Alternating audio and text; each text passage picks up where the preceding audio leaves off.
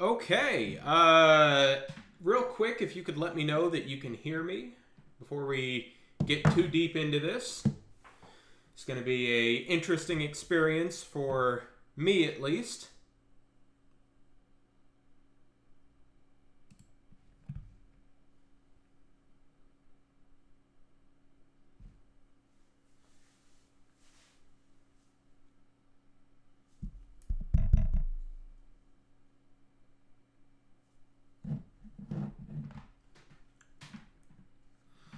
Okay, so this is going to be a very weird stream.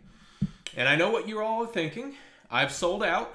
I'm going to start doing Fortnite streams, and I'm never going to come back to music on YouTube again. Well, that is definitely not the case. This is... some of you may not even know this, but the first video I ever uploaded on YouTube was actually a video game video. It was a Team Fortress 2 glitch video. But, of course, that's not what I'm really interested in. What I'm really interested in is music, and I thought that I could use this stream to talk, or to demonstrate some of the interesting aspects of... the old NES games, specifically involving music. So, let's, real quick, just to test the setup and make sure that everything is going to work.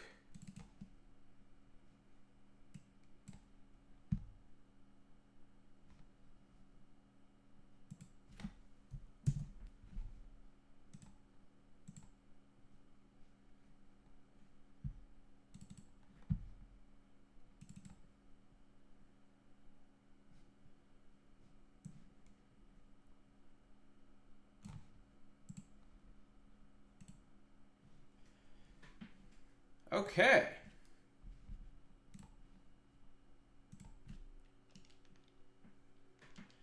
So, this is something I believe everybody's familiar with. Let me know if the balance is okay. We will want to be able to hear the music for this, though. So, one of the most iconic soundtracks of all time, I think, in video games. The music for the original 1985 Mario Brothers. And if you... The more you look into the... Sorry, gonna have to turn that down for me. The more you look into the audio capabilities of the NES, the more impressive it is how much they were able to do with such rudimentary software. Or hardware, I should say. So, when I was first started looking into the audio of the NES, I kind of assumed that it would have been like a very rudimentary MIDI processor. So in other words, the game would tell the hardware to play note 20, for example, and the hardware would be responsible for determining the pitch. But it turns out it's even more basic than that. Each NES game is responsible for defining its own note table, its own pitches, and the frequencies of each of those pitches. So, let's take a look at Mario's note table.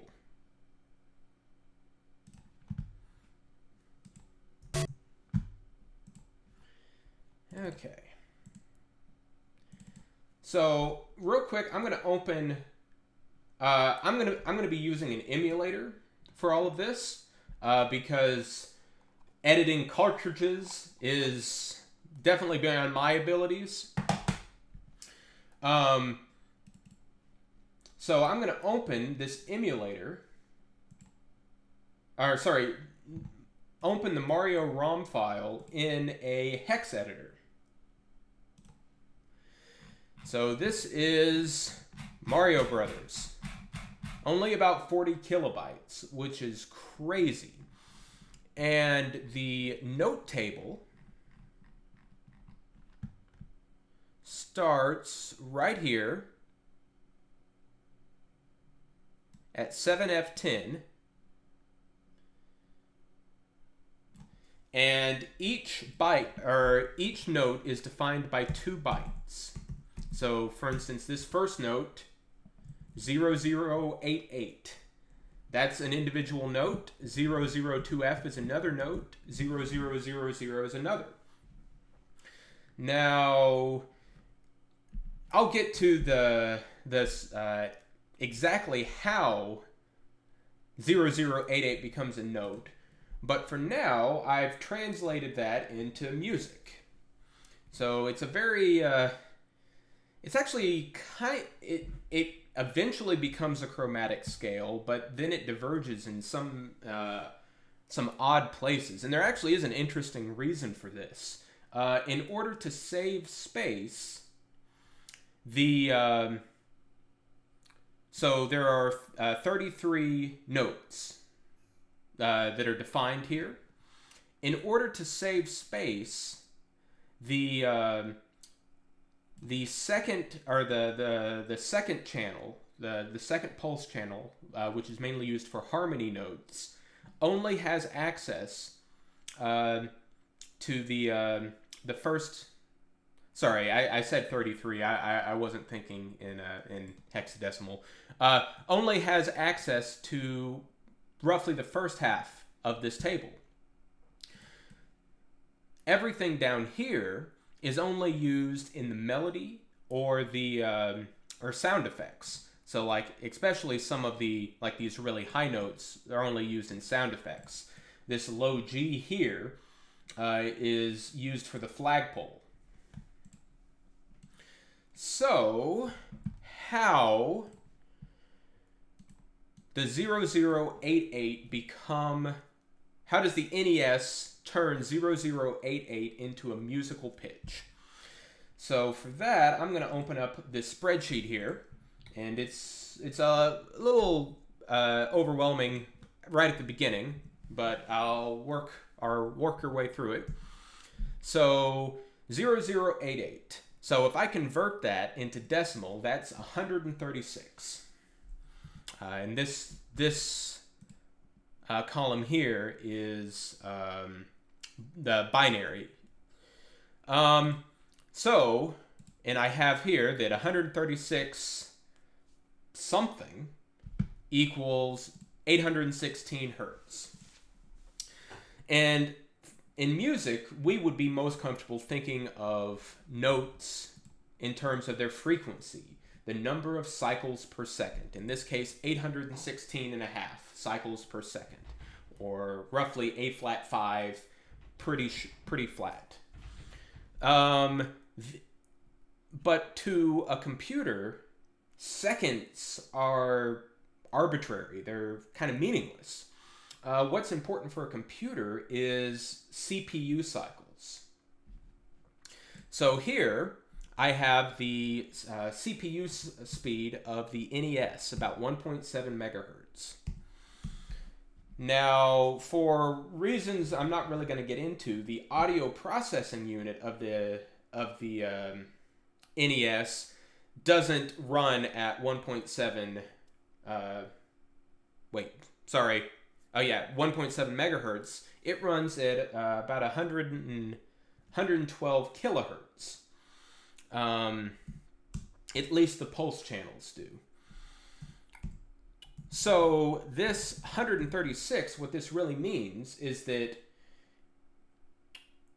each note cycles in a period of 136 cycles of the audio processing unit. And that translates to 816 hertz, as we would understand it.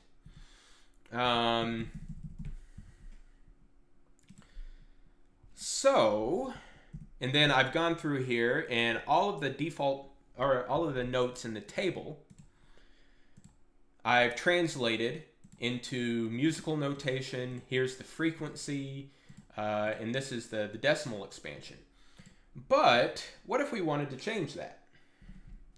So right here, I have a transposition box. And if I just change that to 12, it's going to make each note full octave higher. So it's taken this 136 and translated that to 66, which is the number of APU cycles necessary for the note 1 octave higher. And we can verify that that works.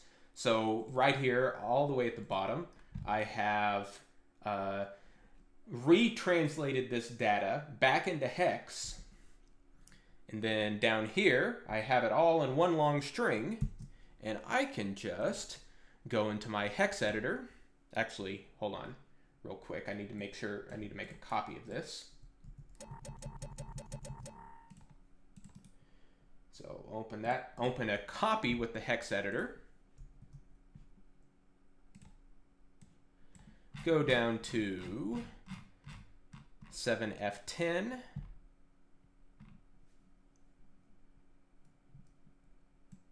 And replace all of that with the modified note table for a 1 octave higher.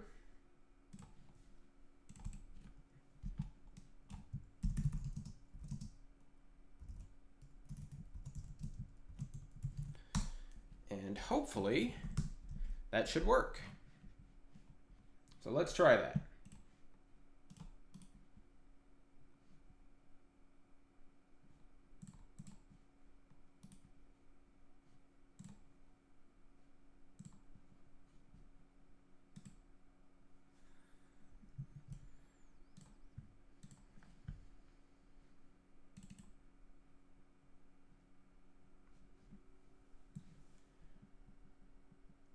Okay.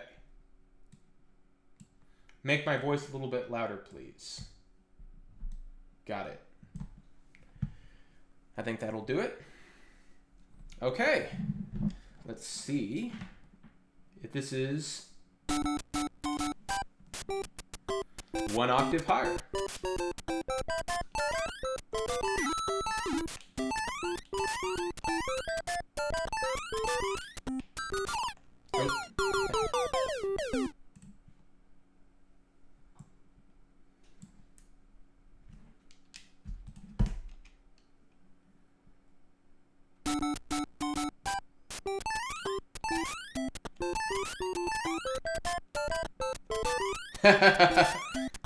Yeah, Quinn Lewis wants me to do a wall clip. I'm gonna have I'll be honest, it's been a long time since I've played this game.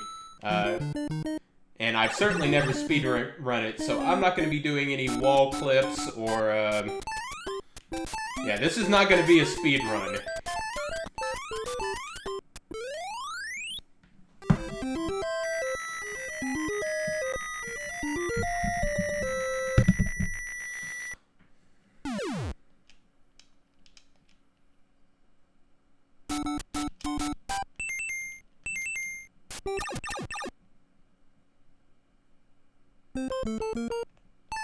Okay, so that's just up an octave. That's not terribly exciting. Let's try something else. How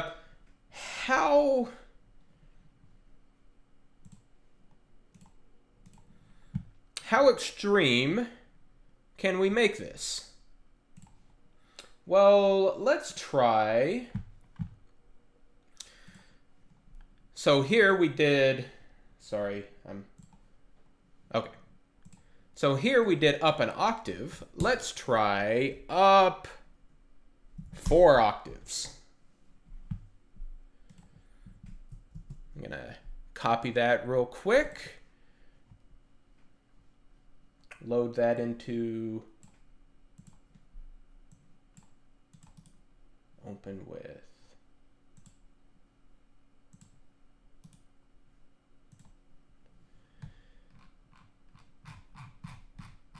go back to 7F10.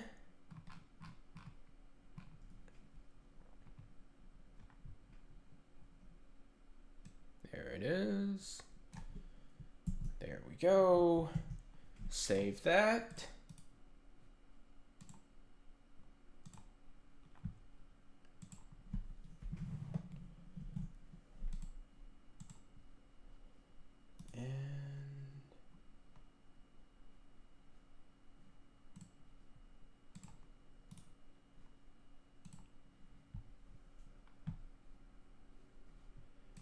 Okay.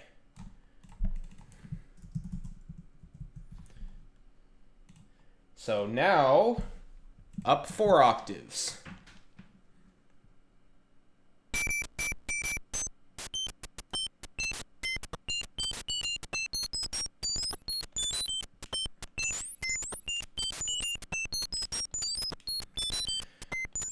So in addition to being very annoying, you might notice that it seems like some notes are silenced entirely.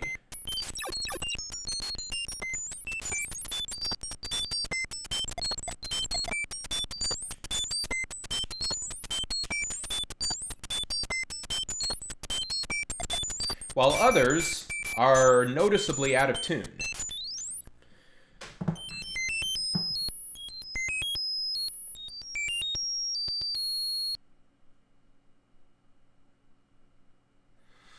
So to understand why that would be, let's go back to our spreadsheet and let's take a look at some of these modified values.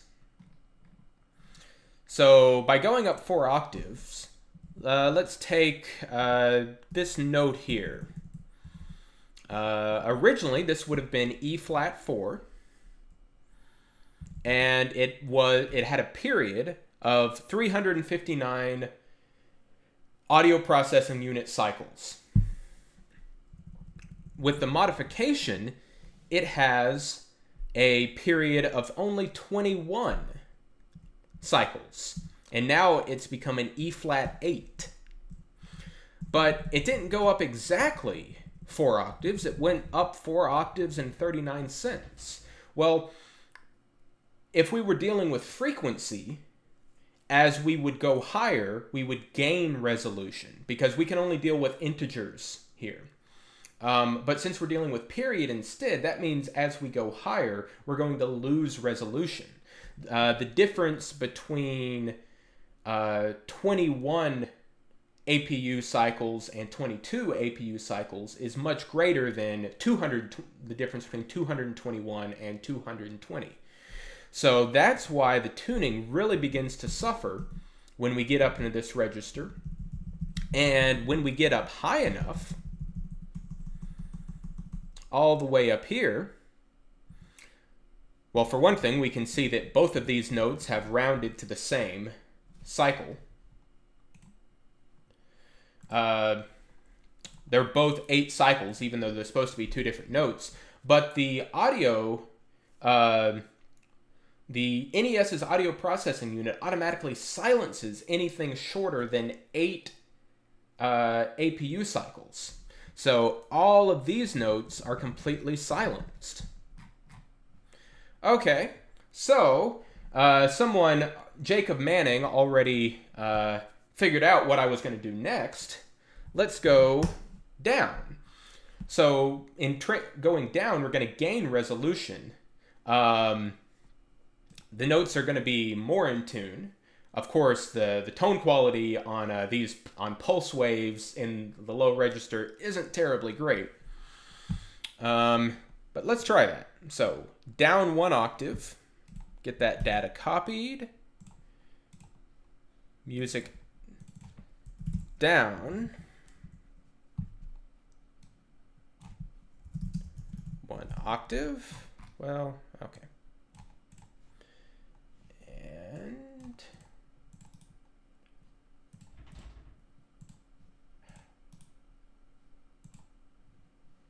yeah, Ratchet's saying that he wants his money back because I'm not playing Fortnite. Yeah. As far as the thing about new games is there's so they can use pretty much all of the data they need, so you can't do these kind of shenanigans.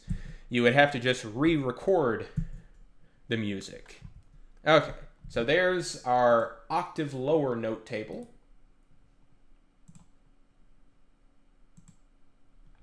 So we have our super contrabass brothers.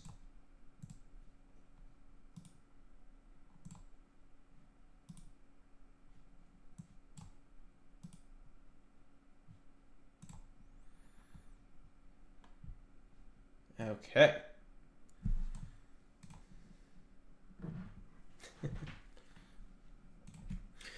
I should make, Raphael, I should make that my channel's description. Much more interesting than I was expecting.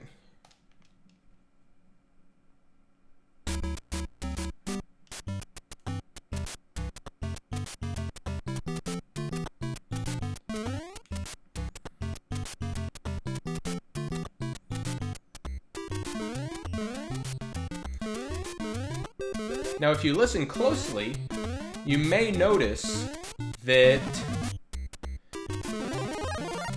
the pitch shift doesn't just affect the music, it affects the sound effects as well, because the sound effects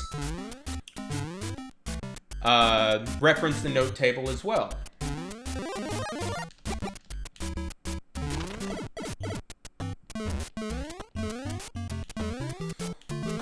Okay. So, once again, we did the normal thing, 1 octave. Let's try the ridiculous thing. Let's try 4 octaves down. So, I'm going to go to my on my spreadsheet, enter -48 under the transposition, copy all that data, and let's see, open up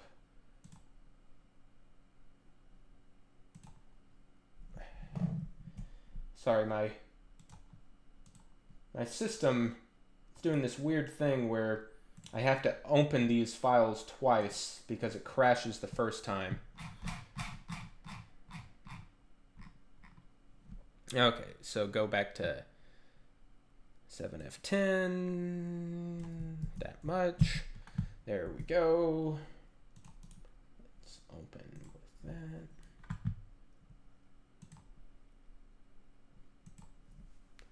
I'm not sure that worked, but let's listen.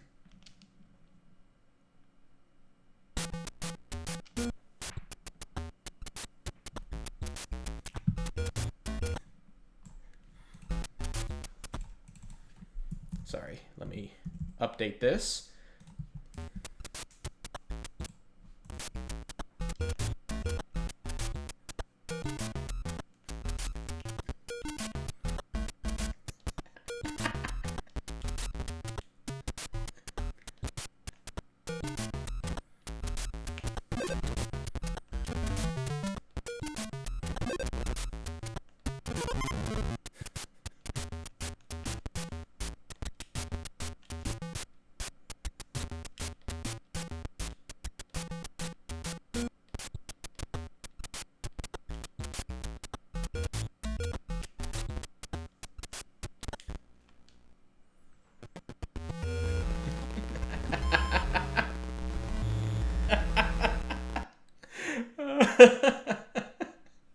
So I'm going to play through a little more of this, and trust me, I'll get into exactly what is breaking here and why 1 octave lower sounded fine, but 4 octaves lower sounds like complete utter nonsense.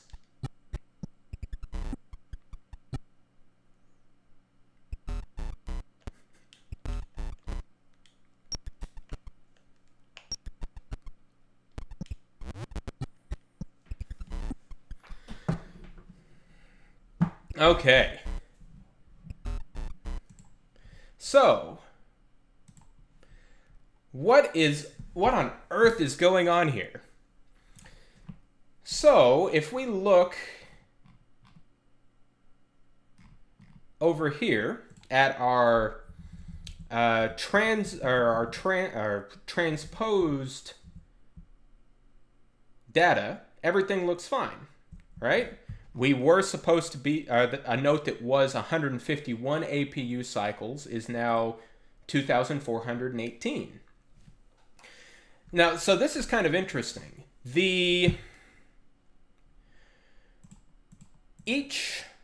So I'm going to go into another thing here. Okay, so 0088. As the computer sees that, or as the hardware sees that, it's 2 bytes. The first byte is completely empty. And the second byte looks like that. Now, even though the game engine lets you enter a full 16 bits of data, the audio processing unit only works up to 11 bits. So, the first 5 bits of this number here are going to be completely ignored. So let's go back to some of these low notes. For instance, here we have 000111. Those first 2 ones are going to be completely ignored. So instead of being a low note, it's going to be a fairly high note.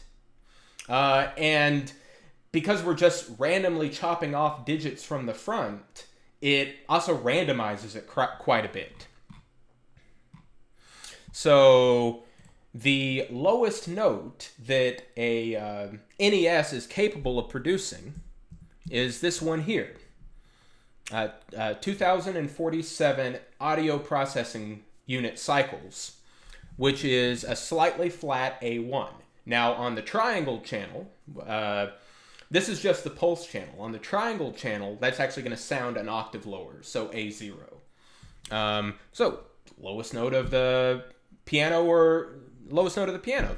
That seems reasonable, and that was probably exactly why they chose 11 bits for that timer, because you're probably not going to need to program anything down below the range of the piano, especially on this limited hardware.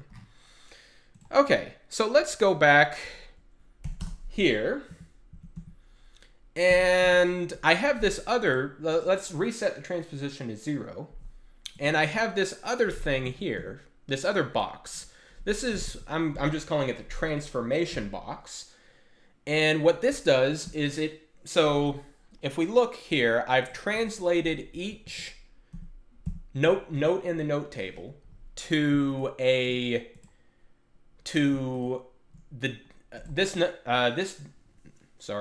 this note here, which represents the distance from A440. So this first note, 11 notes different, or 11 half steps higher. This fourth note is 17 half steps lower. Now, when I edited this transposition box, that just added or subtracted. This transformation box is going to multiply. So let's just set that to -1. So what that's going to do is invert everything. So this first note that was 11 half steps above A4 is now 11 half steps below A4. And I don't want to give too much away, but this is what I think is the neatest of these shenanigans. So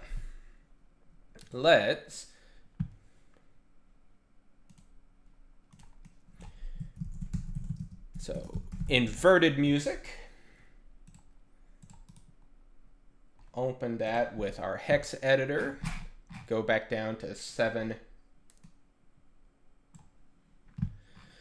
7F10 and replace all of that with our new inverted note table. So this isn't transposed up or down, this is just inverted. Haha. Okay.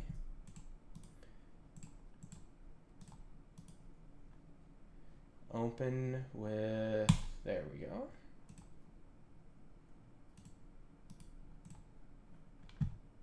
What is going on here?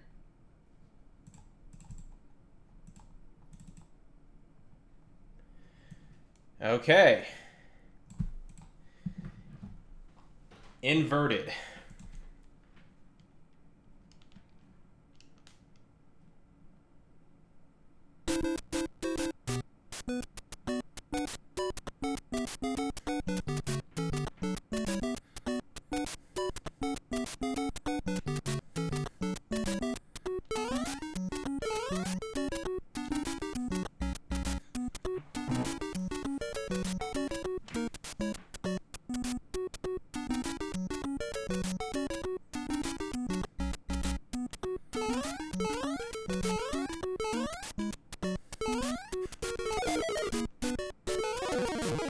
And you can hear the sound effects that usually, some of the sound effects anyway, that used to go down, now go up, and vice versa.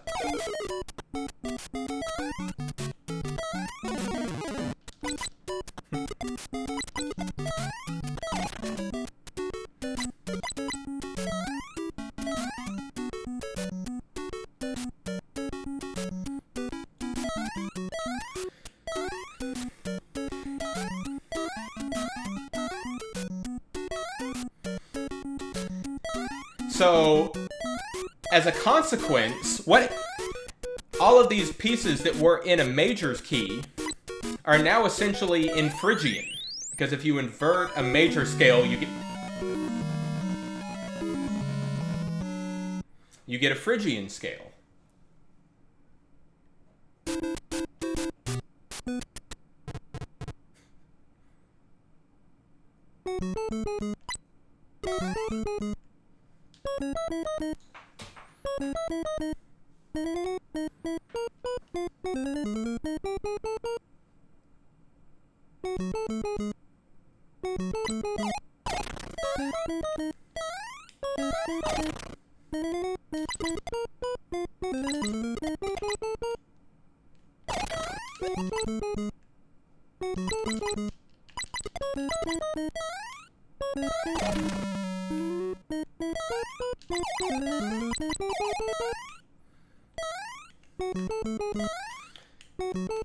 So ratchet, the coin collecting noise, becomes a low noise instead of a high noise.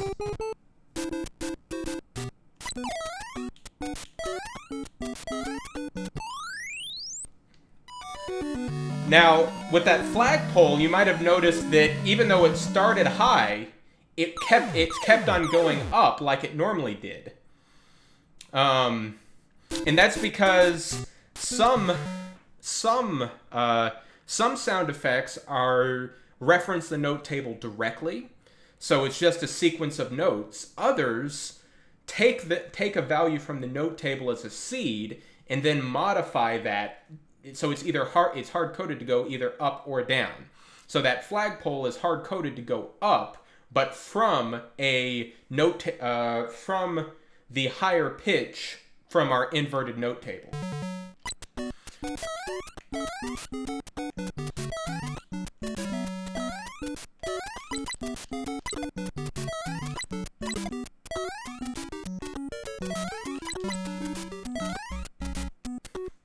I love the bop bop bop.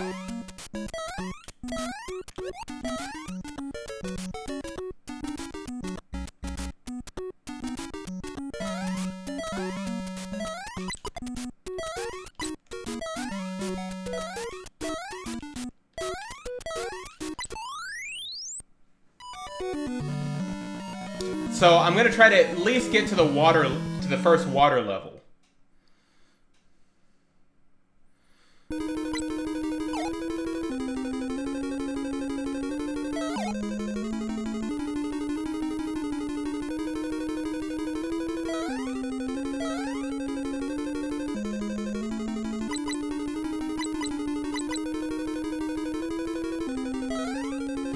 Oops.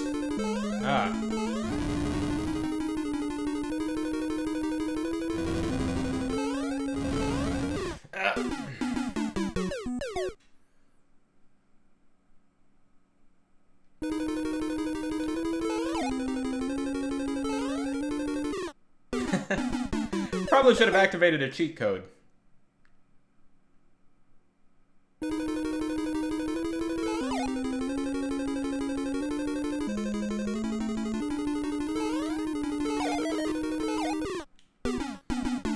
Got greedy. Okay, so I'm gonna keep on demonstrating some other things. I might come back to the inverted later, and to try to get to listen to all of the music, or at least more of it. But let's go back to our spreadsheet. So what if instead of -1, what happens if we replace that with 0.5? Well, we've essentially halved the distance between, from each note between, the distance between each note and A4. So we've essentially replaced a chromatic note table with a quarter tone note table. So this is how we get Mario Brothers in quarter tone. And for some of you who may be stumbled into this channel by accident because it was listed as Mario Brothers, quarter tones are essentially twice or half as big as a normal half step. So the music's going to be much crunchier, much closer together.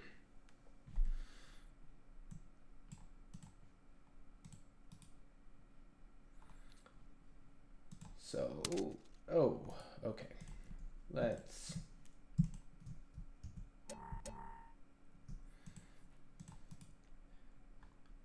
open that with our hex editor. Get to our note table. Where is that? Sorry, my eyes just kind of glaze over when I'm trying to read this raw hex. Okay, got that. Quarter tone music, and open that with our emulator. Yeah, see, this is what it's doing. The first time I open it, it tries to crash, but the second time it seems to be fine. I think that's just an issue with the emulator. Okay. Now Mario Brothers in quarter tone. This is going to be an experience.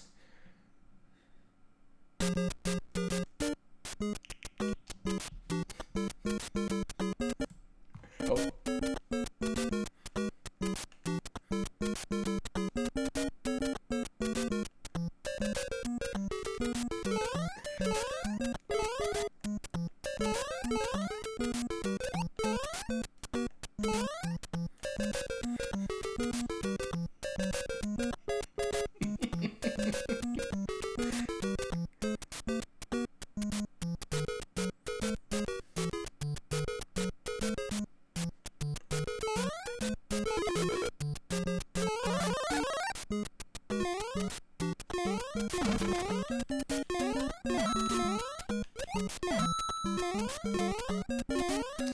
Yes, Ratchet, that would be 24 ET. So equal temperament with 24 steps per octave.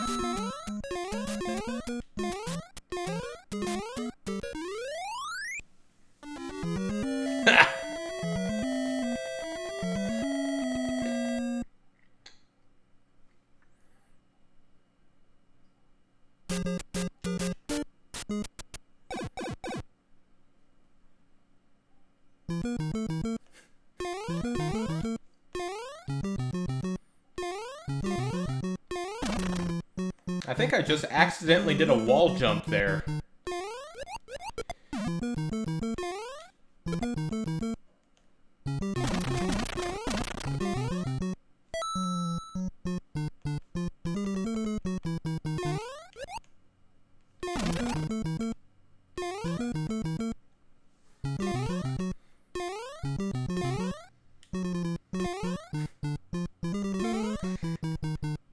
Yeah, so anything that was a chromatic scale is now a quarter tone scale.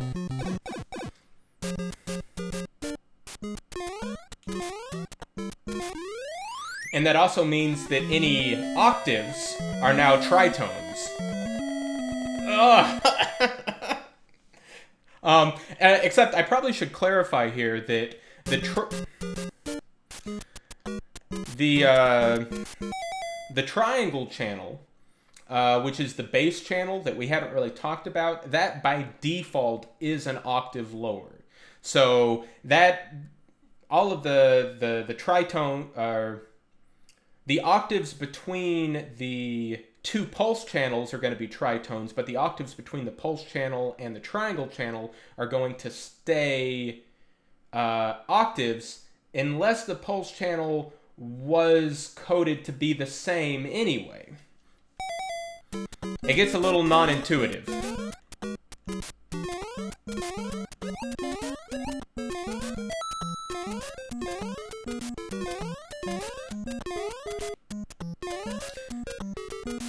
And I definitely want to get to the castle on this run, because the castle is all chromatic, and it is absolutely awful.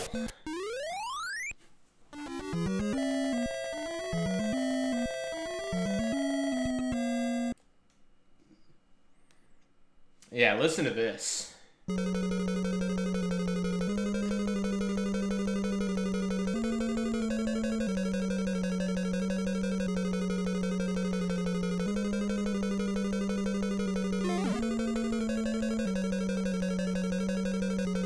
Yeah, this is gonna get really annoying.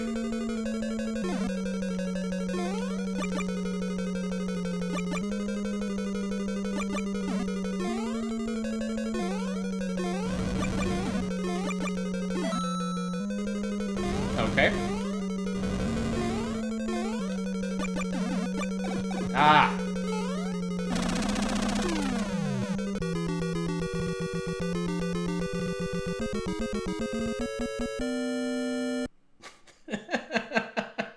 Yeah, Ratchet, that bass line, that all those quarter tones. Ah. Beautiful.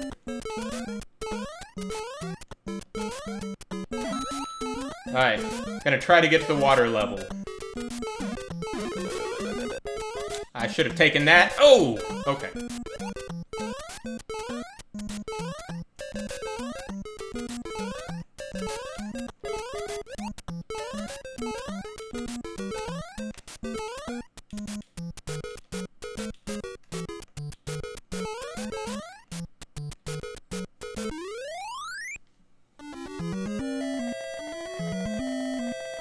Phoenix, what do you mean surprisingly good RNG there? That was pure skill.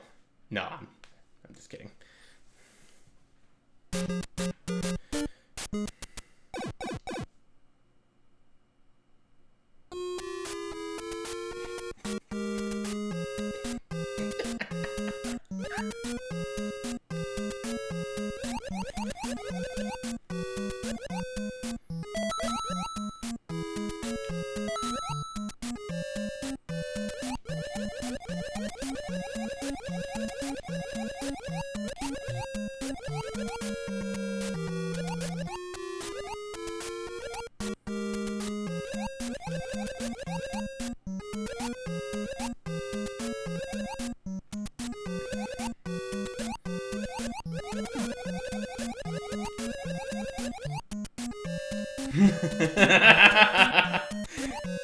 Yeah, people are saying make it stop.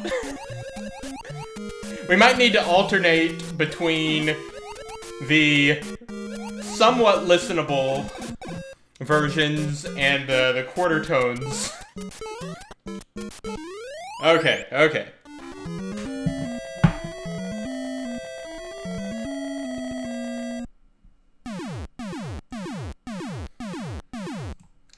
Okay, so let's go back here. And what if instead of 0.5, we say 2? So what this is going to do is essentially replace the chromatic scale with a whole tone scale. It's going to do two things. First of all, it's going to spread everything out. But it's also... Well, you know, let's just listen to it.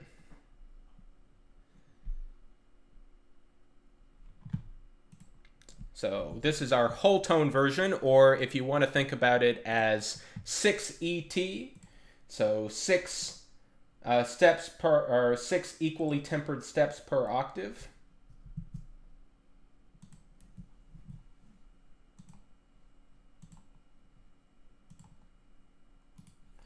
Okay. Open up. I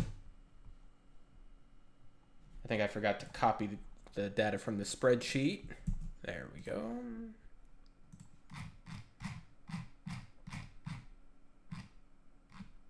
If I actually knew anything about computers, I could probably write some sort of script to do this automatically, but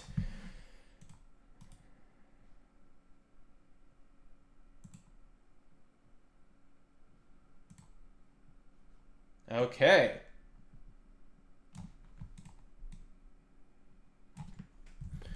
Whole tone.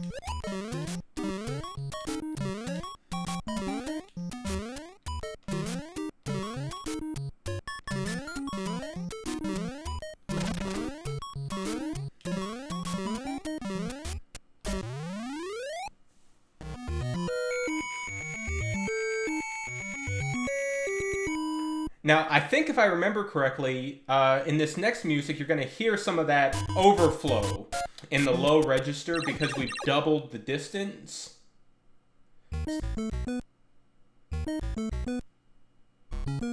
Yeah, there you go.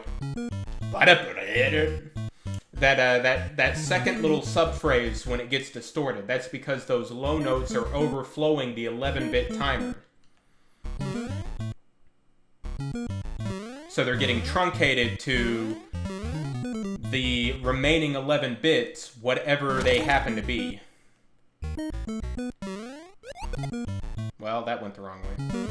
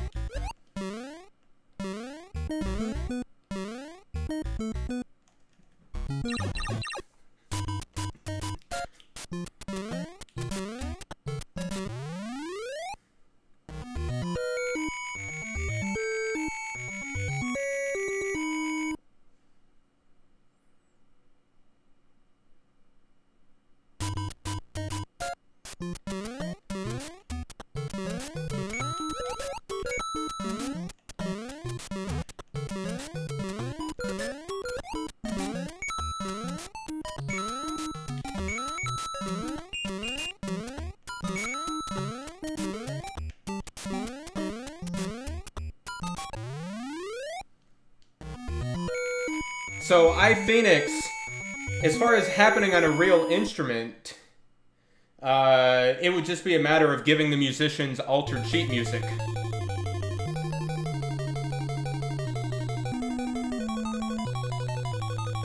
Now, since this song was originally very chromatic, now it's actually pretty tonal.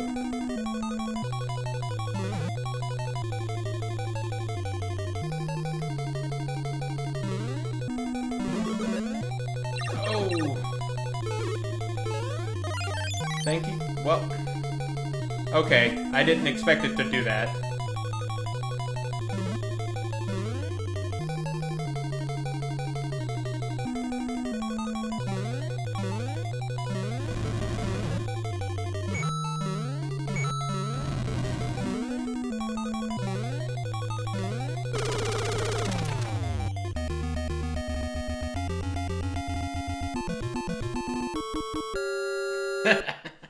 Alright, once again, I'm going to try to get to the first water level, and then we'll try some suggestions.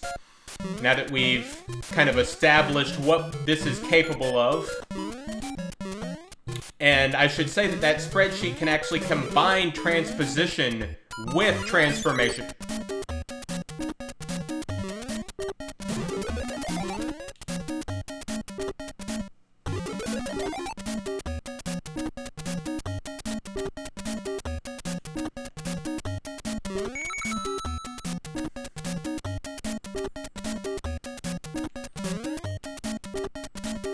Is it just gonna be stuck on the star music forever now?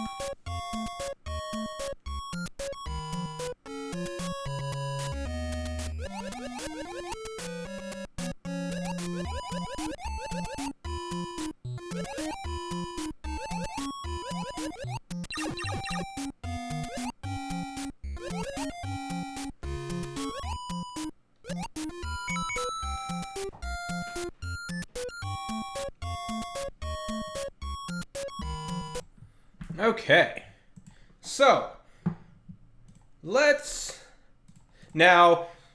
So Griffin had a suggestion of 0.00001. Now the problem with that, if we go to our spreadsheet and we try that, it's actually going to need to be 1 point blah blah blah blah blah blah blah.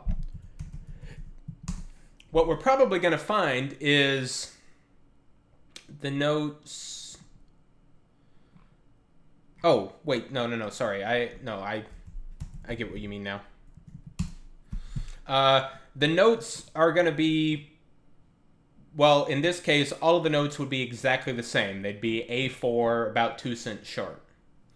But let's go with, I think someone had an idea of, or someone suggested 0.1.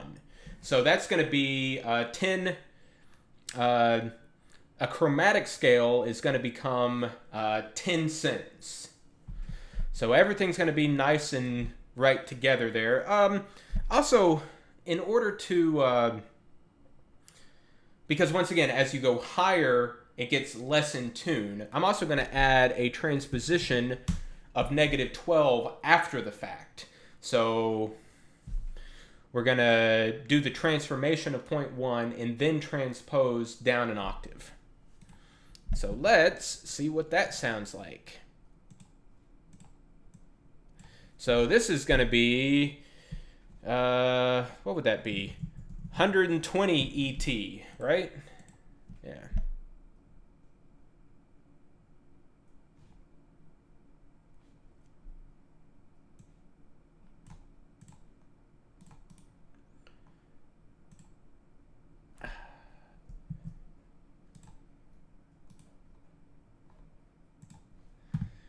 All right, 7F10.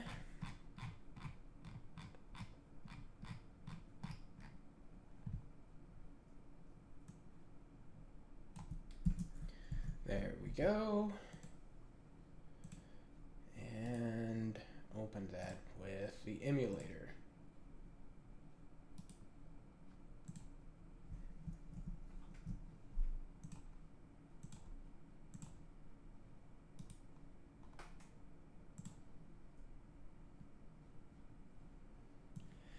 Okay, so this is probably going to be awful.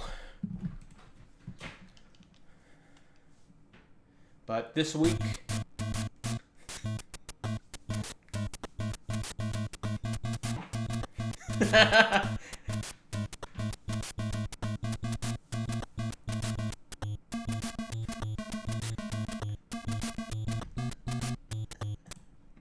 Oh, sorry.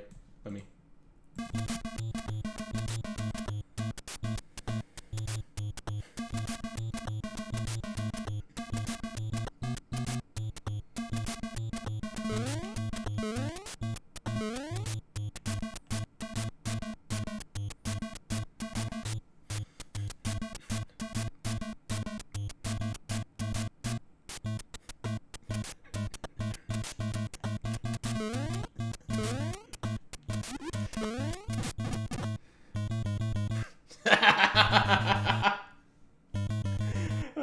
So those octave leaps are now like a half step. Or 1.2 steps.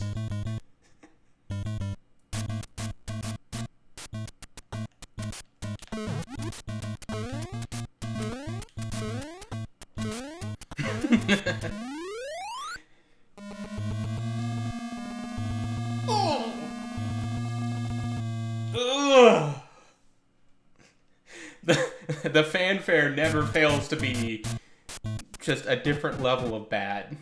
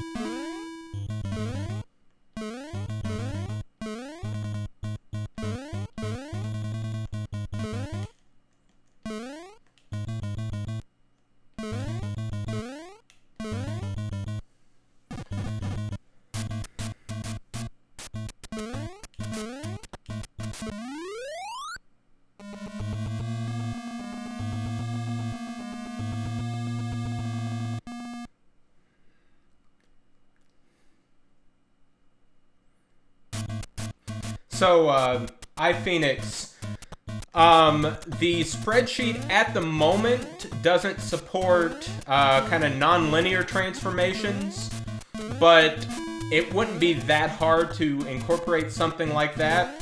I have, for example, done an octatonic version before, and that just required using a lookup table on the spreadsheet.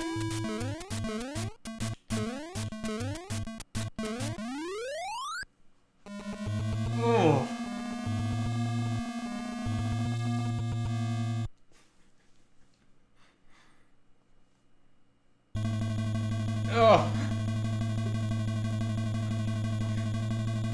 Oh. Listen to that bass line that used to be chromatic.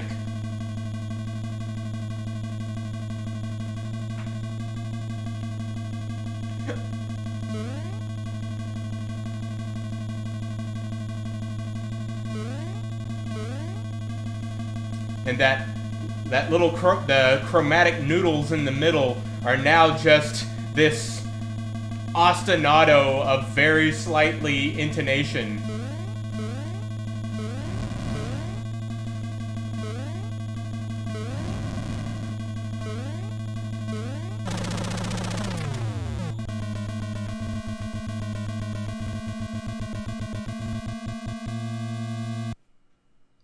Okay, we've got to get to the water level.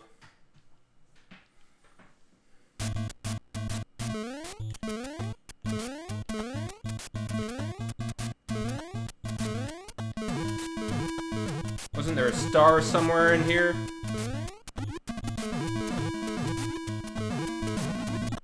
Ah!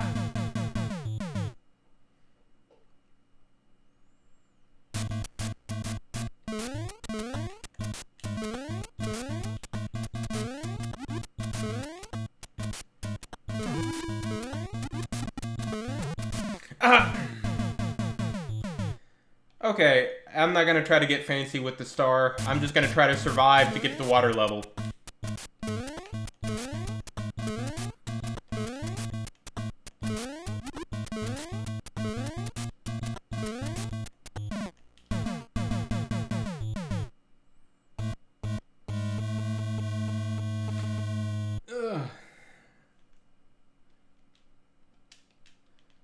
So, okay, if I do the warp in 1-2, what's the easiest way to get to a water level? Someone who knows a lot more about Mario.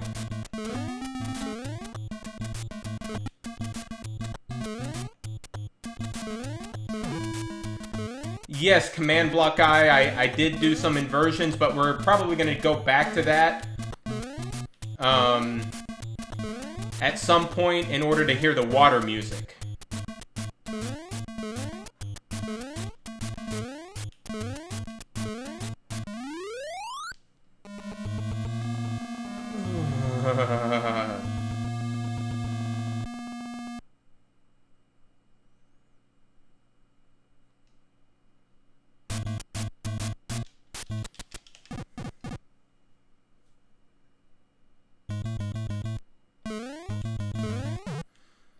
Okay, does anyone know a quick way to get to the water level using the warps? I guess I could just warp to World 2.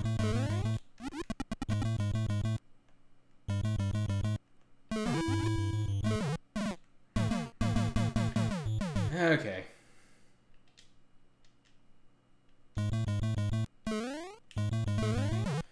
So, the next one we're probably going to do is the Tritos. A lot of people have suggested that. But after that, we can do something irrational, like -E.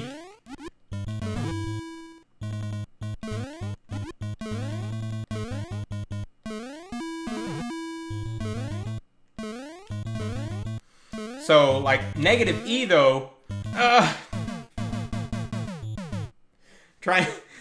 So, if there was ever any doubt that talking and playing video games and reading chat at the same time is a skill, this stream should be proof of that from someone who has not developed this skill.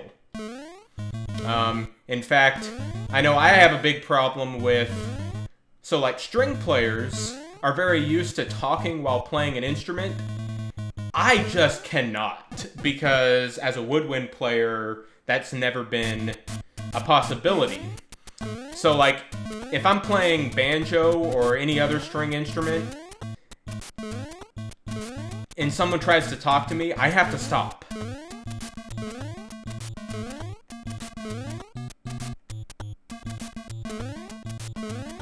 Oh, whew. That was close.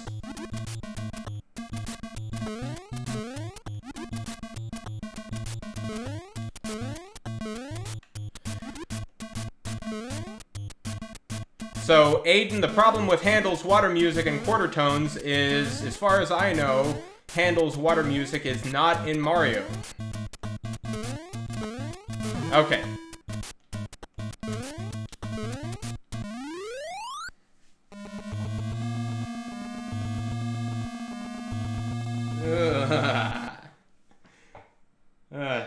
Never fails, the fanfare. Okay, here we go. Finally, the water music.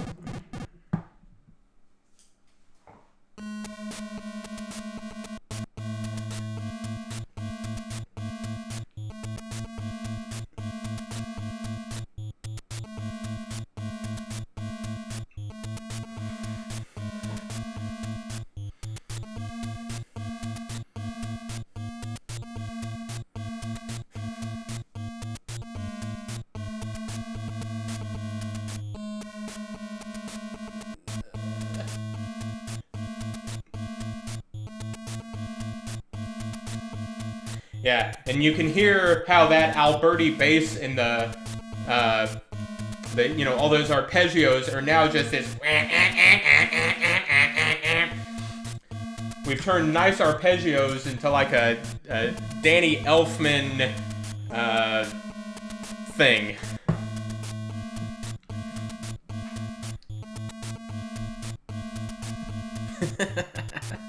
Okay. So let's go back to the tritives. Okay. So a tritive is just an octave and a fifth, or the third harmonic. So in order for that to happen, we need to be... Wait.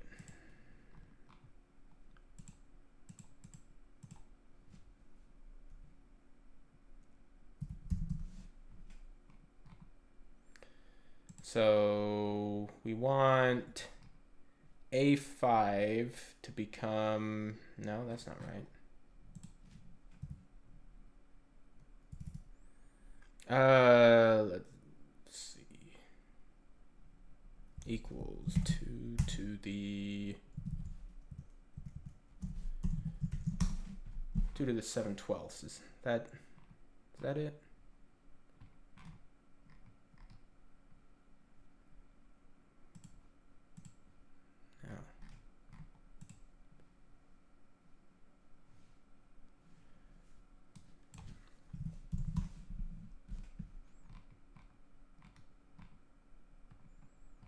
Okay, so yeah, that should do it. So A5 has become E6, and let's see, A2, or A3, where is A3? Is there an A3? Oh, it's all the way down here. Has become D.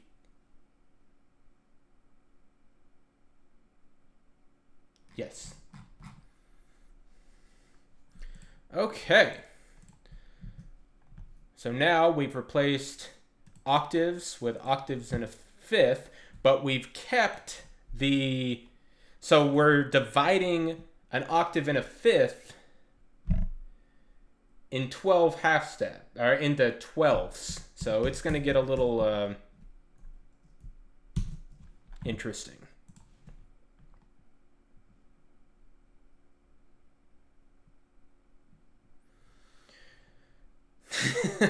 Command block guy came for the Mario, stayed for the spreadsheets. Hey, if there's anything my channel should encourage, it's more spreadsheets and more music. Okay. Open with...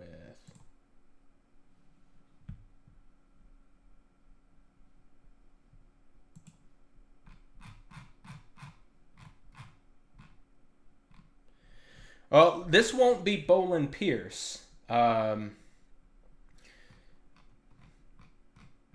have done a Bolin Pierce version before, because Bolin Pierce is a tritive divided into 13 parts. Now that would kind of wreak havoc with the music, because the music is designed, since this is coming from tonal music, it would be kind of built for 12 divisions per octave. So we can do Bolin Pierce, but it's going to end up not sounding very Bolin Piercey because the music wasn't written with it in mind. Okay.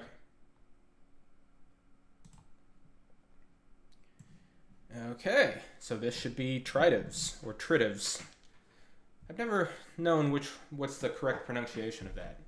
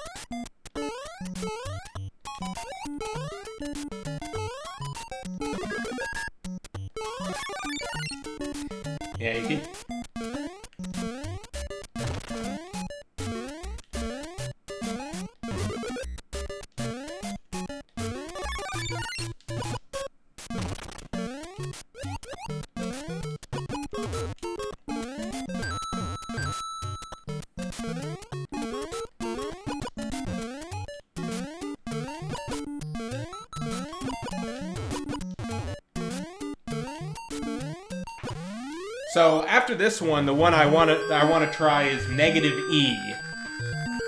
Just to listen to a completely irrational one.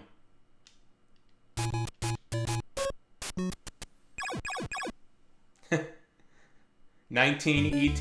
Yeah, that'll be interesting.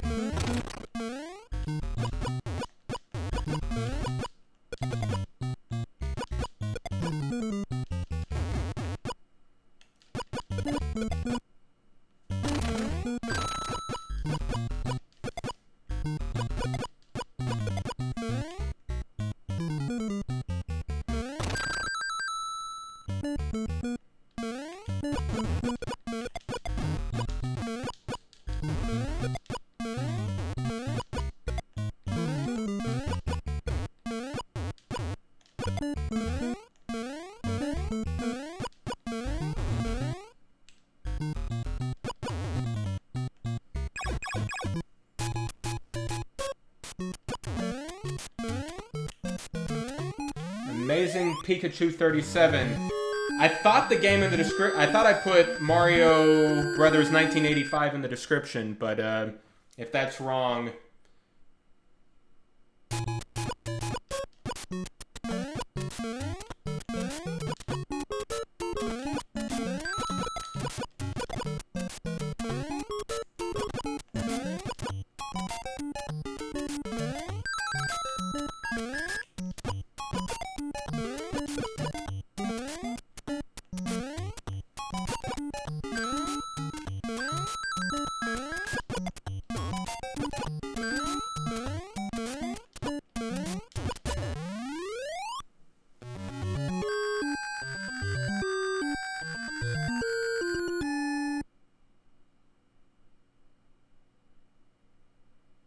Oh.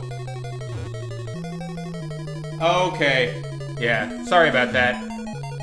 Apparently I put Mario 1983, which I guess is the old arcade version instead of Super Mario Brothers 1985. Well. Ah. Well, I hope that doesn't cost me.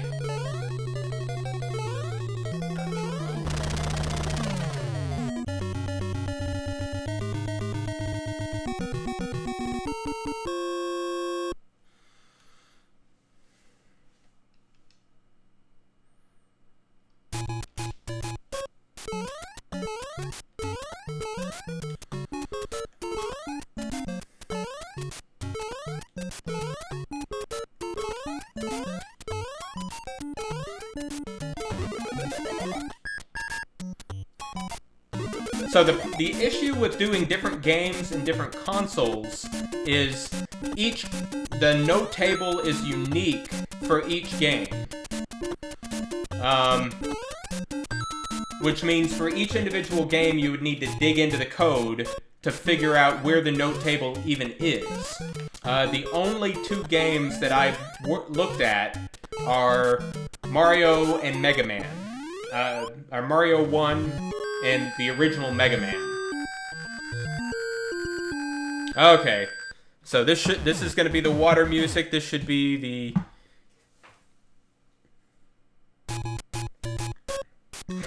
Excuse me, sorry.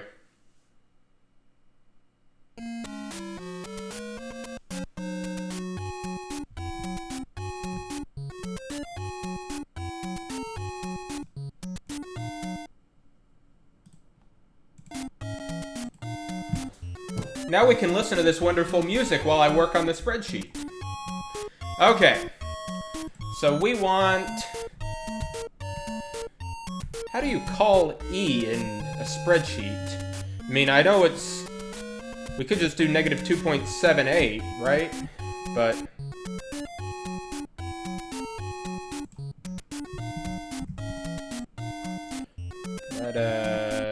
like, I know how to do pi equals...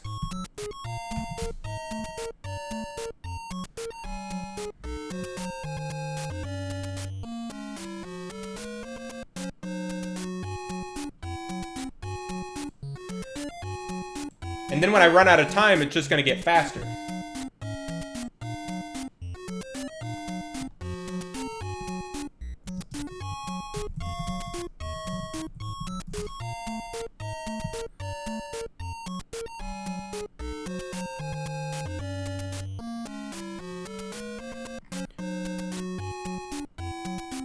Okay.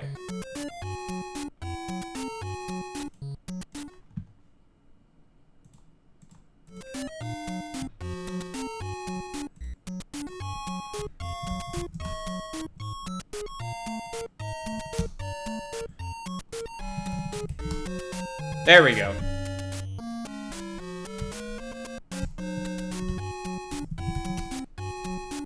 Okay.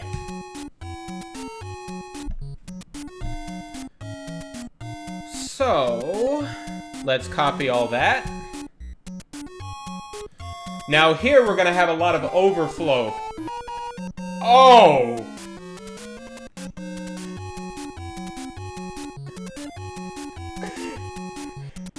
In the negative E version, we're gonna have a lot of overflow in the bass register, or in the high notes. Because the high notes have been converted to low notes.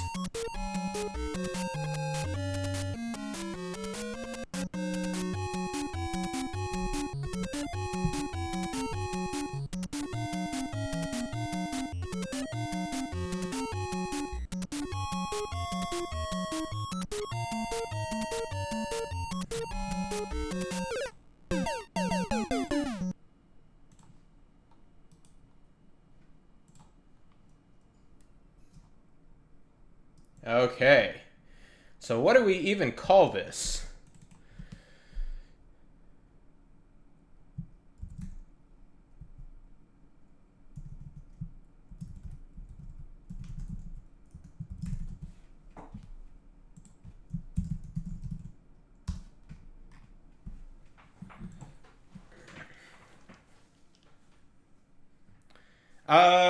Right now, this is the Daniel Dorff Contrabassoon Concerto on the stand behind me.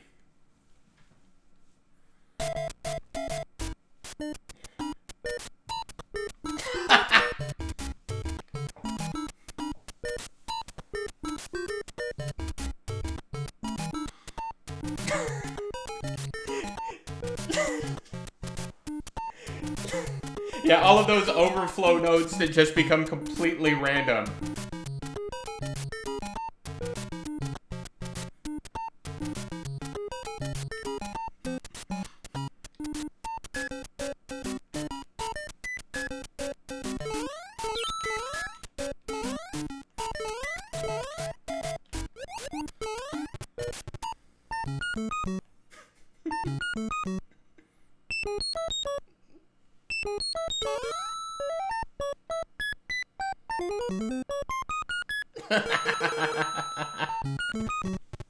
So I think this one might be my favorite.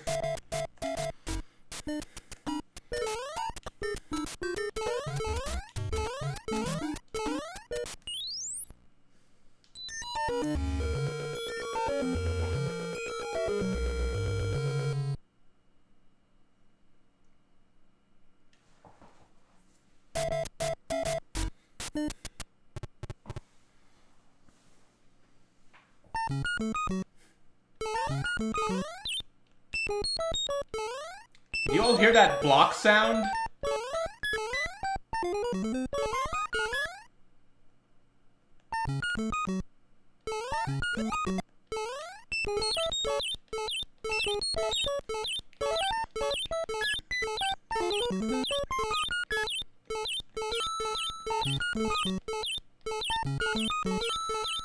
Apparently each of those boxes has a bird in it.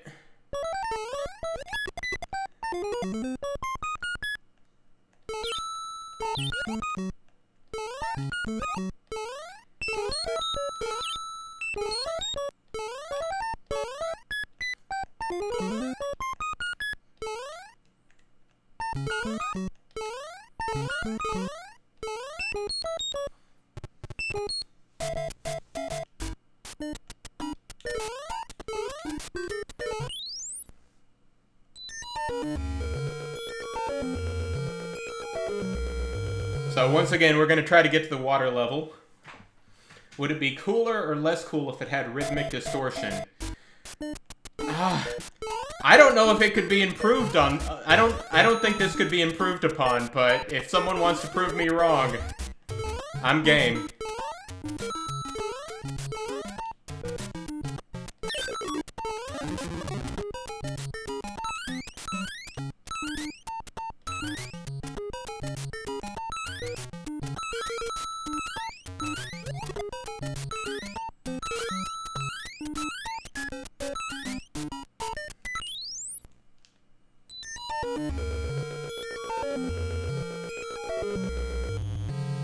Oh, that last note.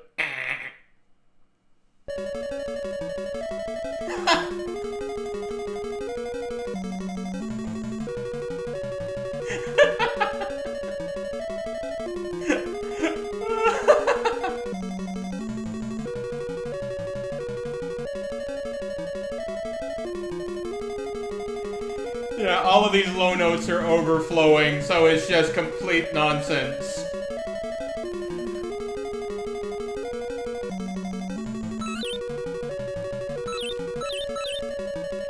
Oh, so the bird's not in the block, the birds are in Mario's head.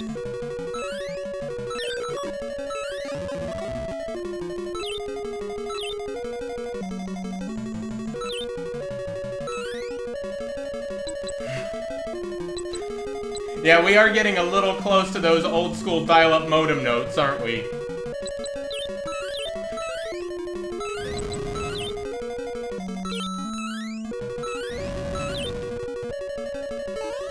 Oh no.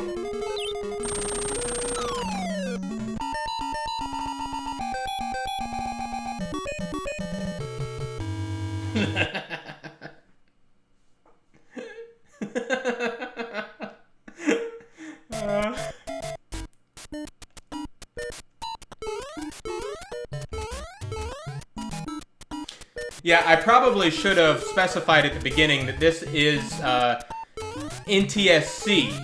So... Oh, I need this.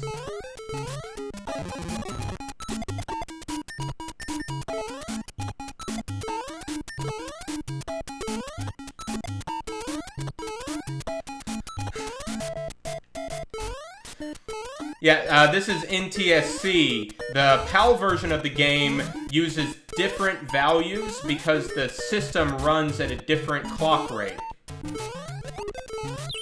And it's actually... Each game is responsible for making the transition. So some games come up with a completely different note value for PAL. Other games just say it's good enough and it'll be transposed by some amount.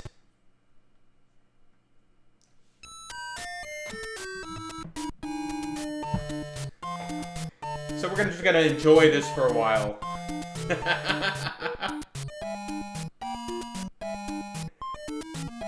Listen to that one, the low note in these arpeggios that just becomes a random blip.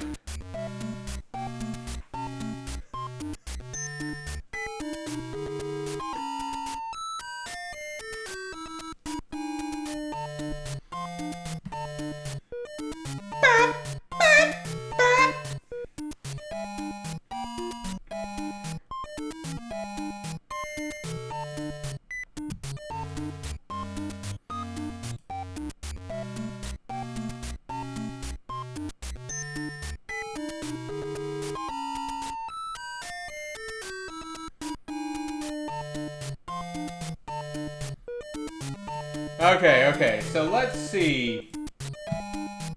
I want to go back to the inverted real quick and try to get to the water level. Because we never did get to hear the inverted water level. Let's see, which one was that? I guess I could have labeled these, but instead I just...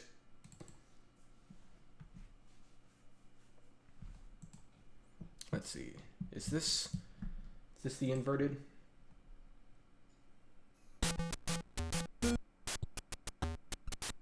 No, this is 4 octaves down. So this should be...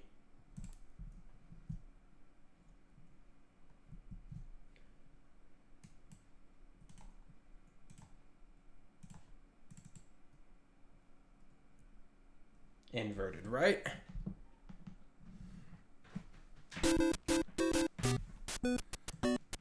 Here we go. So the person who came in late who was asking for all the notes to be inverted, this is what it sounds like.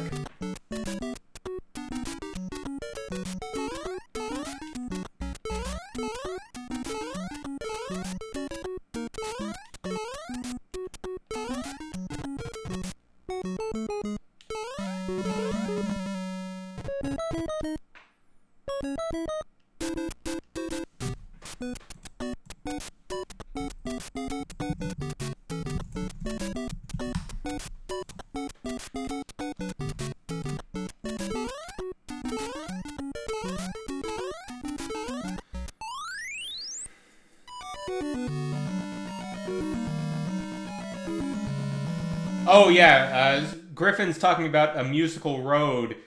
If for anyone who hasn't seen that video, it is actually very interesting and a good example of how communicating with people without... It was two people that were very knowledgeable in their own field trying to communicate with one another without making the necessary assumptions. So you end up with this road that just sounds... It's supposed to sound like music, but it's not. If he linked it, I would encourage listening to it.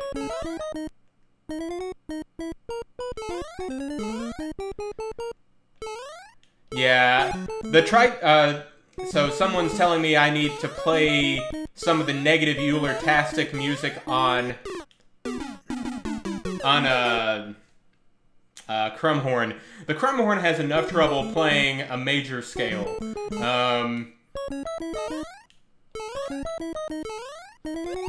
When you start talking about microtones spread over a very large distance, that is not the Crumhorn's area of expertise.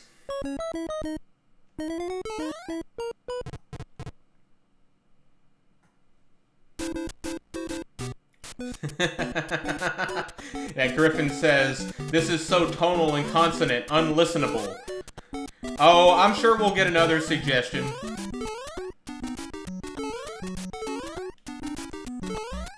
But I wanna hear the inverted water music again.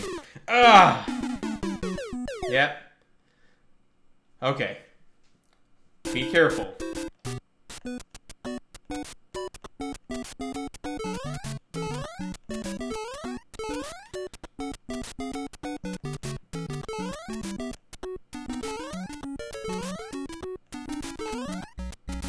Well, this sounds like your friend who says that... So Ratchet's saying that they had a friend that suggested that tonal music was making people dumb and brainwashed. That sounds like they definitely need to be sent a link to this video so they can become smart, by definition.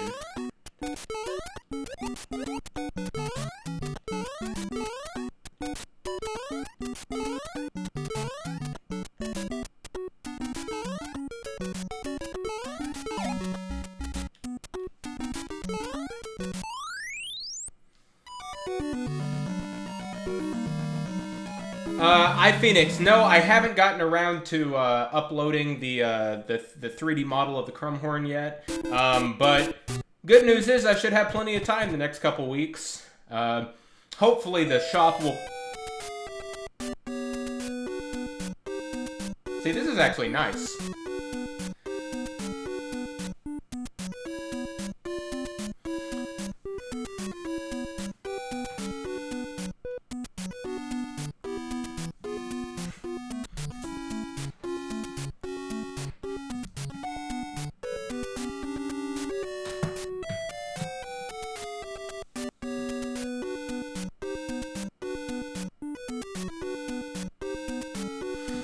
Yeah, so hopefully, I would like to get the F.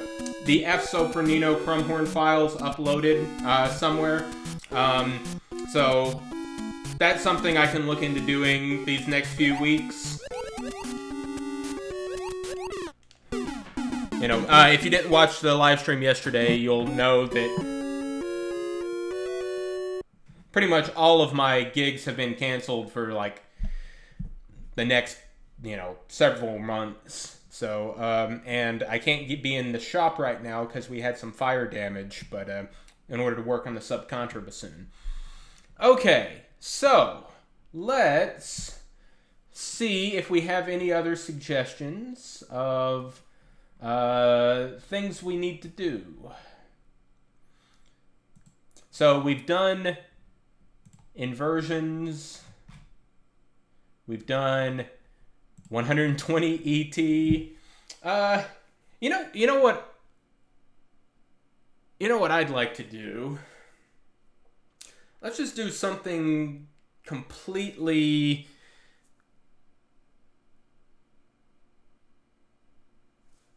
What if we do...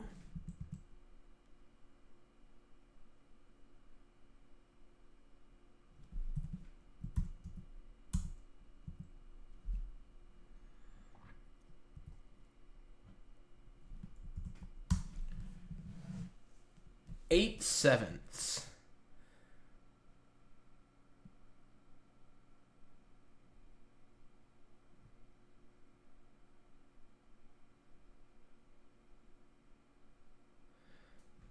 Square, so iPhoenix, about major and minor, the way that this note table works right now, switching between modes isn't going to work. I'd have to do a lookup table for that. Okay, yeah, so I'm going to do 8/7. Let's just listen to that.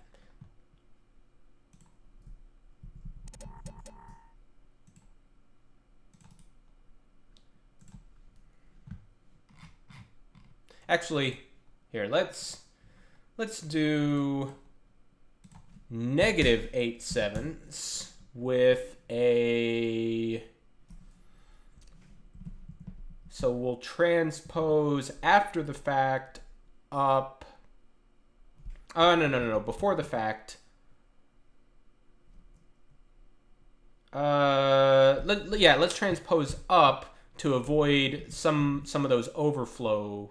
No, that shouldn't be a big problem here. I don't know. Let's just do -5. We haven't done many combinations of transposition and transformations.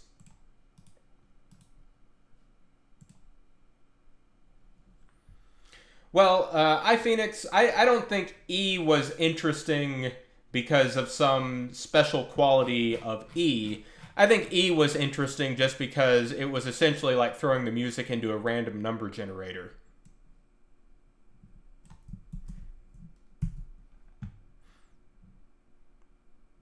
Okay, yeah, let's see what that does.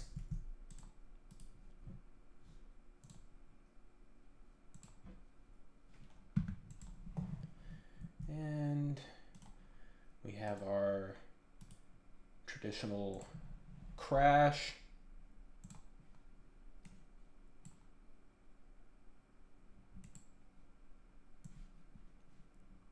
Okay. Let's see, what was this? -8/7. Here, we'll just do...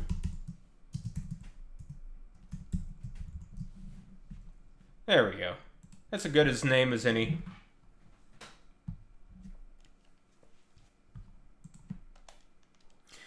Yeah, so that is something we could try.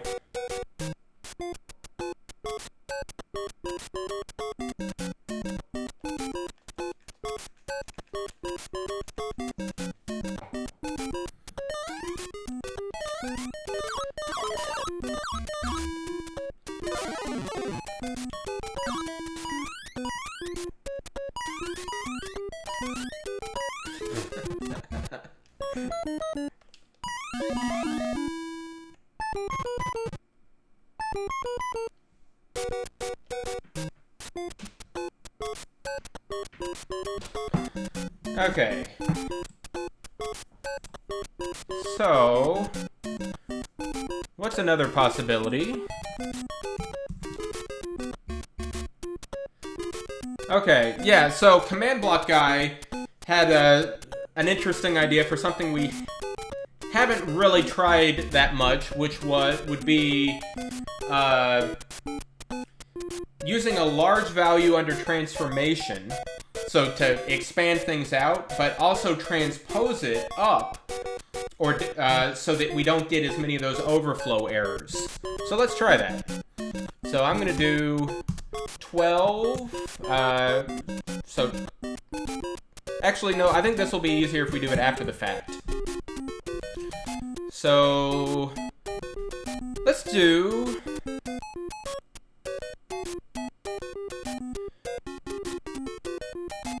Okay, so RA, I don't know if I'm pronouncing your name correctly. Hold on.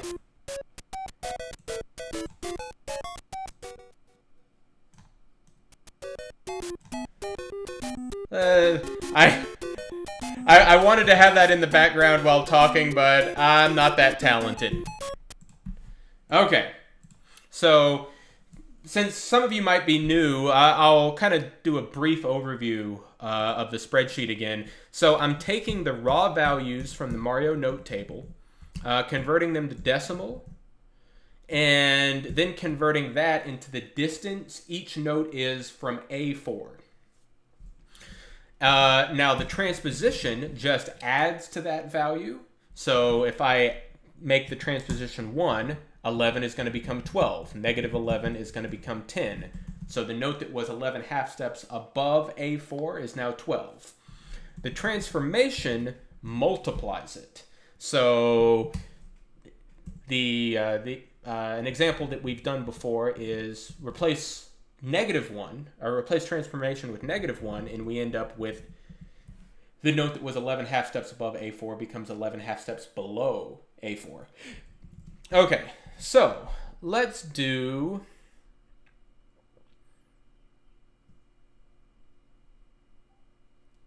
yeah, let's do... go simple. We'll just do pi. And then I'm going to go through here and see about how much overflow we're likely to have. Or in this case, since it's the higher octave, it wouldn't be overflow. It would be notes that are silenced because they're too high. So in this case, we're getting all the way up to like 11, 7. This is the information that these numbers are APU cycles. So what if we, after the fact, transpose that by 12? So now we're getting very low here. Okay, so let's do pi divided by 2. Wow, that's actually... here, let's do... how about this? Square root of 3. Okay, so that's between E1, which is reasonable. C0 is going to overflow, but that's just the flagpole note. Okay, yeah. So I think these values will work okay. The transformed values, they're not any higher than 8, and there's only a few that are greater than 2047, which are the limits of Mario. Actually, here, let's do -10 instead.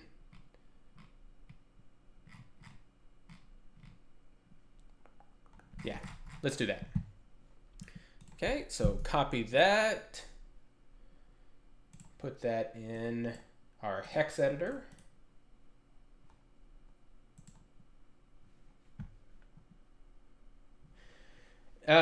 So Bushman, could you change which note the notes get inverted around? So the way that you would do that is you would transpose it and then do the inversion, and then you could transpose it back if you wanted to. I think that's I think that would work, but I would need to fiddle with it to be certain. Okay, So there we go. Da, da, da, da, da.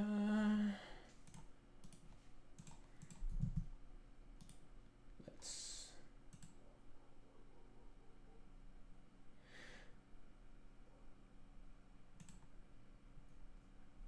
Okay.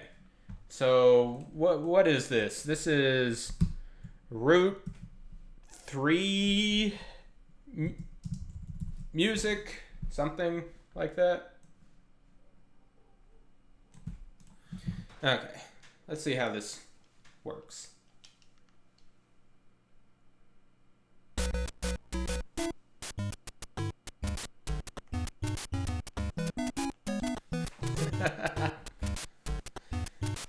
Yeah, so changing the time signature on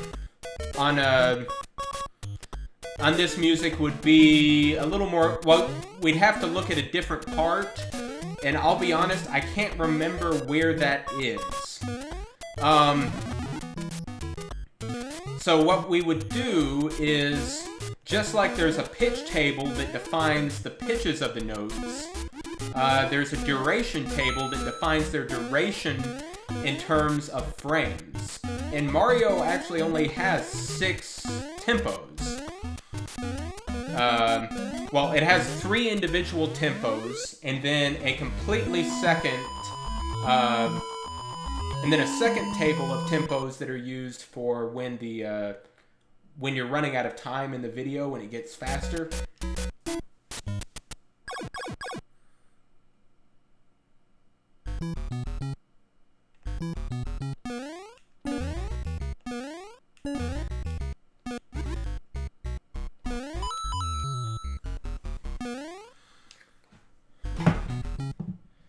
Okay, so if we go back to our spreadsheet, yeah, so Bushman, I think, let's say that we do a transposition of 8, and then a transformation of -1. Actually, you know,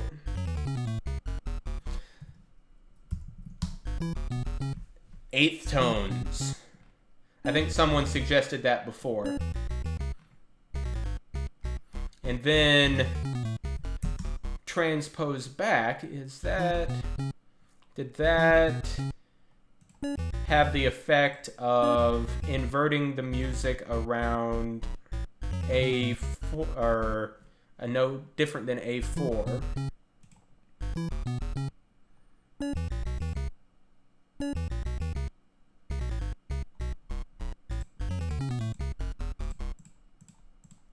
Yes, I believe it did. So now we should have 8 tones inverted with C#4 as the central note.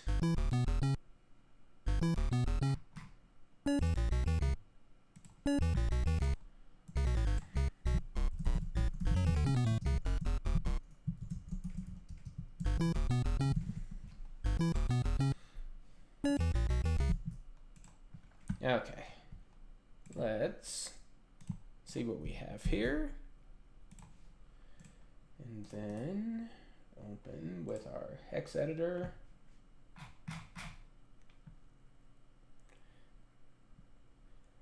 Okay, 430, someone's suggesting 432 hertz. Yeah, we can do that. Just so we can feel superior than everyone else by insisting that an arbitrary change to an arbitrary value is going to make it somehow magical. Okay. Best Gamer of Ever 23 asks if I want to go play some CSGO. So my computer is 7 years old, and I know CSGO is old as well, but I don't... that probably wouldn't go well for my computer. And I haven't really played any... I don't even have Steam installed on this computer anymore. Let's see, where was I? Okay.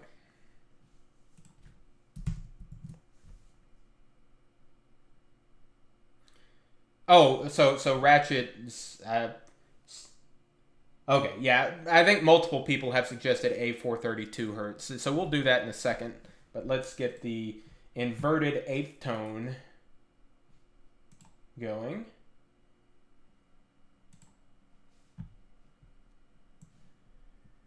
So this should be about halfway between the quarter tone and the really the 10 cents, the 120 ET that we tried.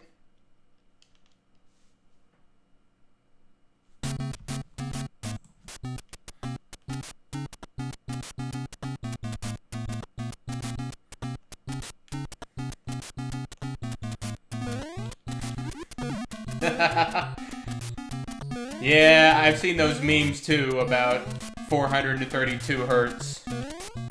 I think there's just a lot of people that don't realize that the second is just a completely arbitrary value, and that any number attached to that is going to be arbitrary as far as the universe is concerned.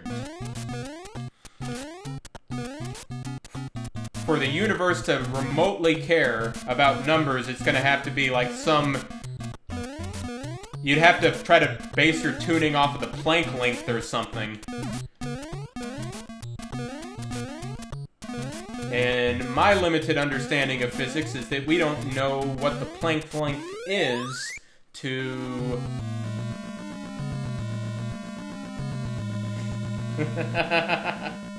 that we don't know the Planck length exactly enough to really use it as a basis for measurements.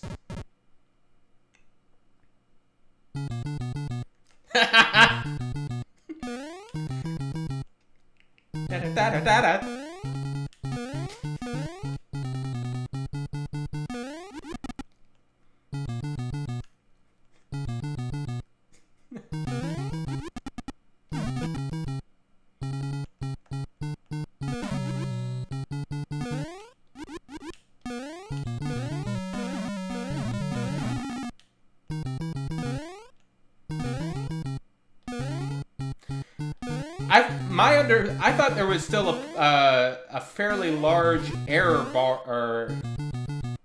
around how well we know the Planck length, and that would prevent it from being used for something like, if you were to try to redefine the meter in terms of Planck lengths, or redefine the second in terms of Planck time. But I am 100% not qualified to discuss this. So, I am a professional big tube of air player. That's what I don't know.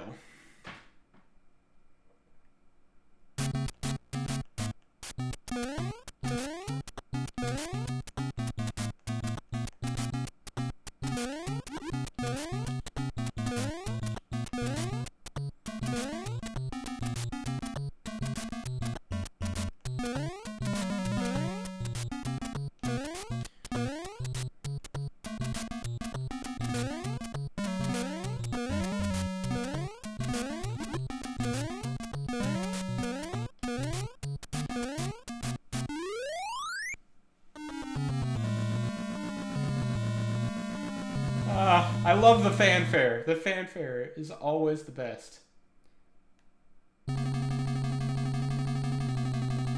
Oh, I'm sorry. Did I say Planck without the C in it?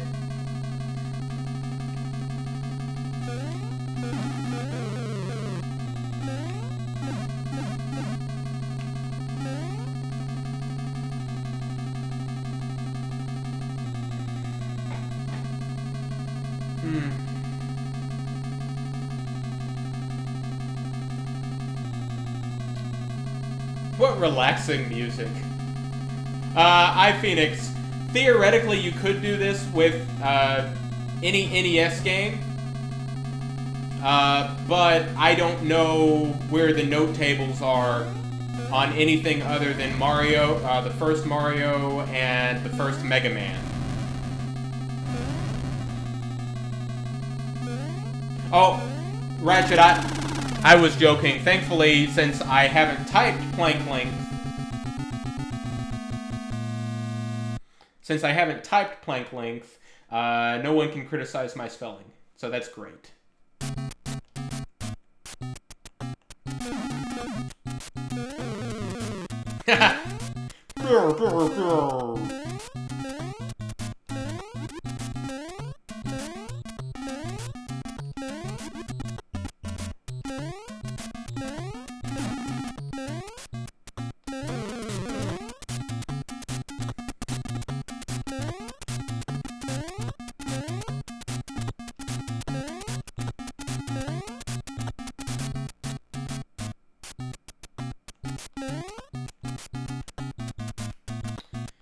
Ah, yes, the rolled R.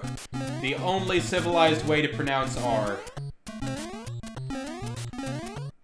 I had a speech impediment growing up, and I couldn't pronounce the English R because the English R is one of the dumbest sounds in any language. This sound. But I could roll my R's, you know, from pretty much when I was an infant. My parents love to tell the story of when I learned how to make this sound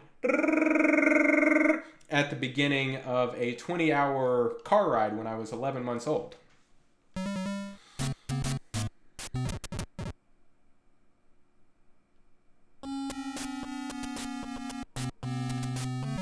So, one thing we haven't really talked about is the audio processing unit on the NES does have the capability of use what are called envelopes. So instead of the pitch just being at constant volume, it can fade away. Now it can fade away and it can also grow. Now Mario doesn't use that effect for most music, but sometimes it does prop up.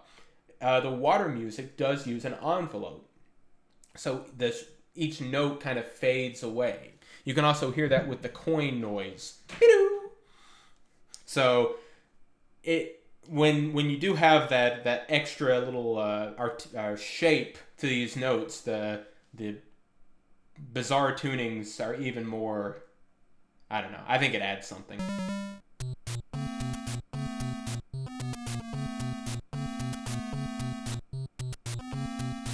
So when I was a kid,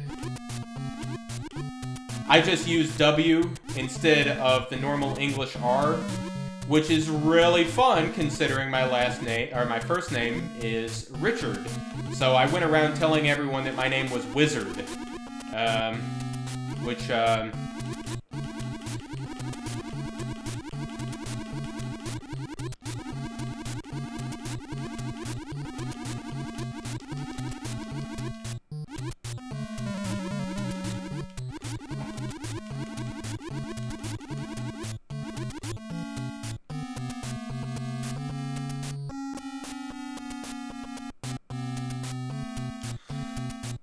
okay, so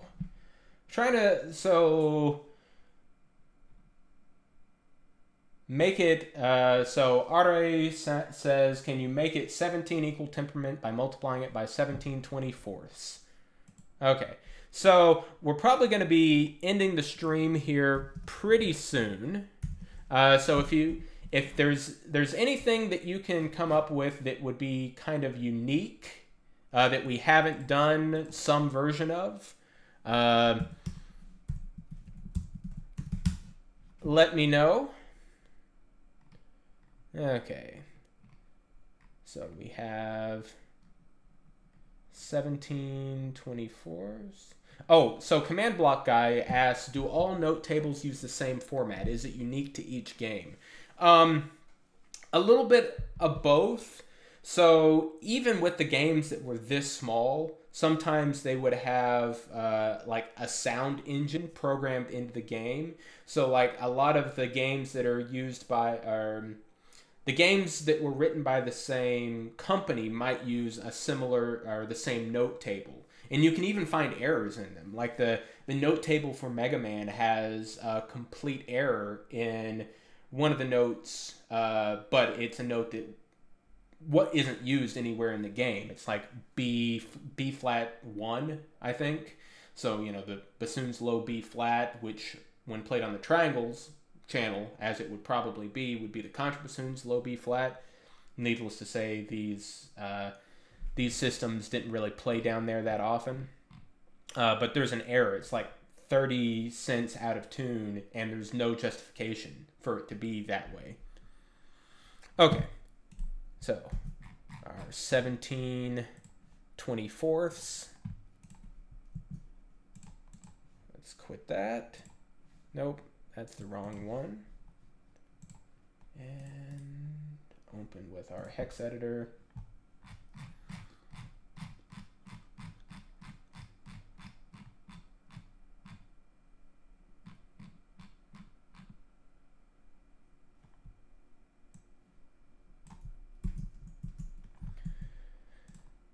Okay, open with...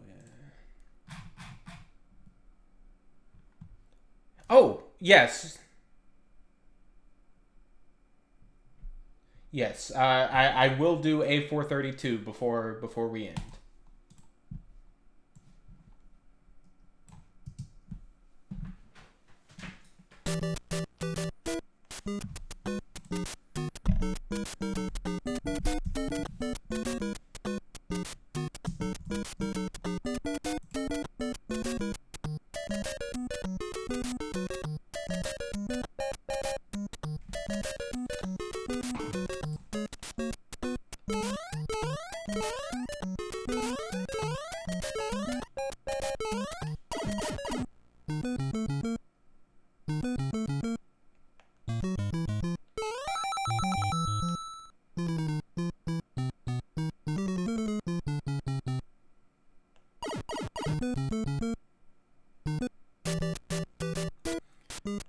I've been very lucky that most of my orchestra directors and conductors, whether they're the music director or a guest conductor, have been very reasonable. But I have heard horror stories, like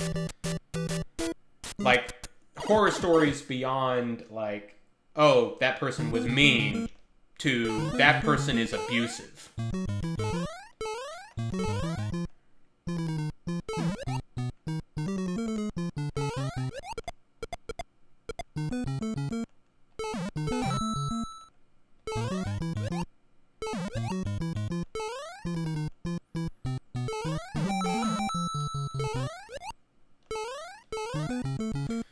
Sorry to hear about that, Ratchet. Hopefully that didn't discourage you too much.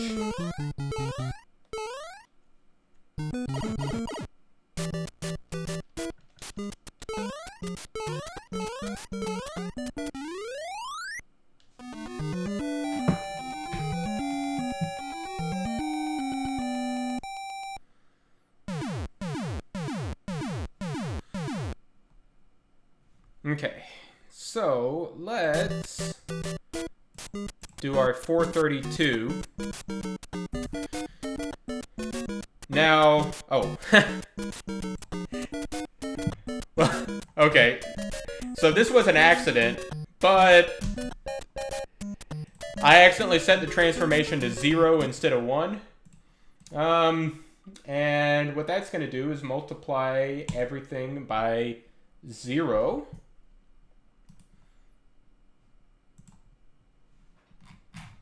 Which will be very tonal.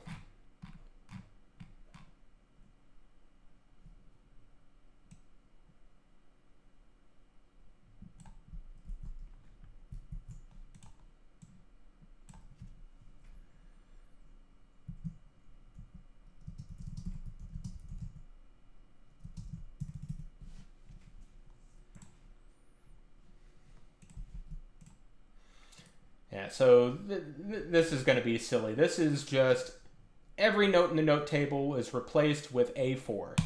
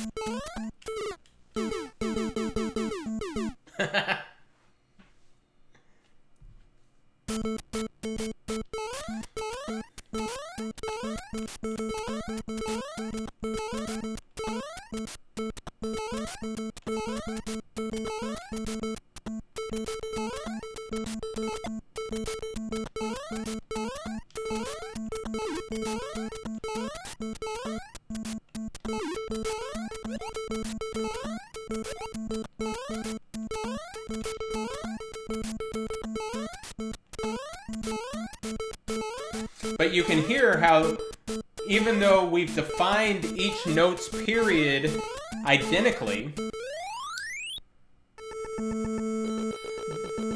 the triangle channel is still an octave lower. That's because of the way that the NES builds the waveform with this information. The triangle channel ends up sounding an octave lower.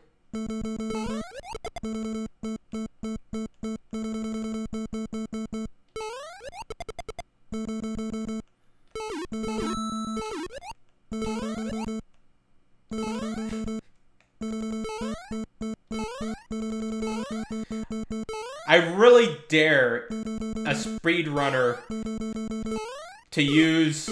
Oh, okay, that hitbox was nonsense. I really dare a speedrunner to use this setting right here.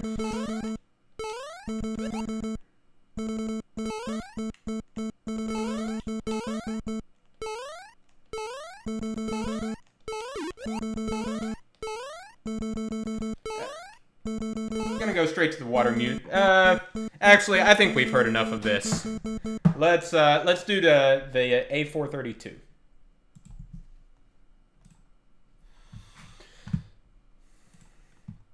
So instead of changing this to 432, because what that's going to do, I used this value to determine what the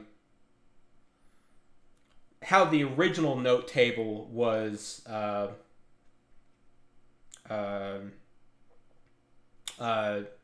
built.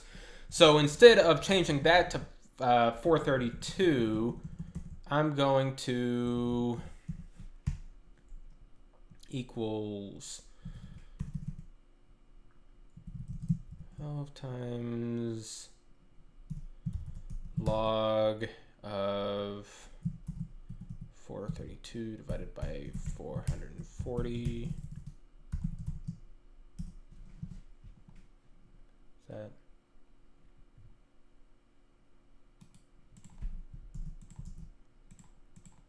Wait. Yeah. That should be right. So if I do a transposition of negative 0.317, and then our transformation of 1, then is that, okay, yep, 431.89. So that's as close as the NES is capable of, because we're limited by the resolution of the APU cycles. So I guess this isn't going to unlock our chakras because it's 431.89. But if only we were able to do 432, we could unlock our chakras. Oh well.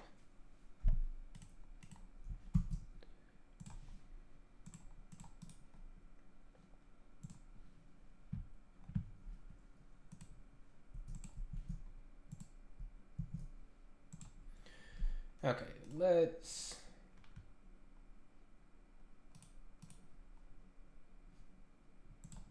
open up our hex editor.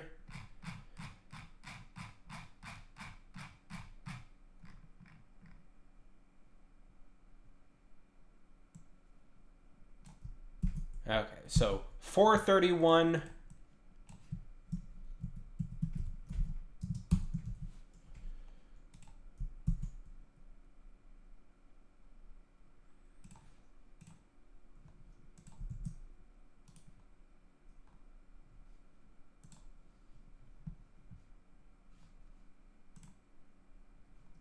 Okay.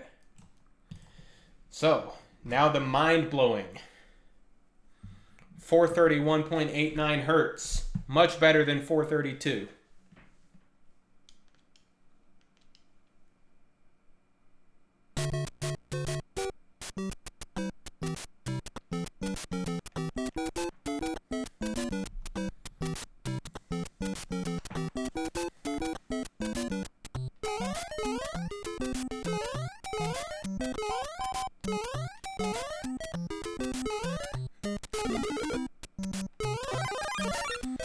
So, Xander and...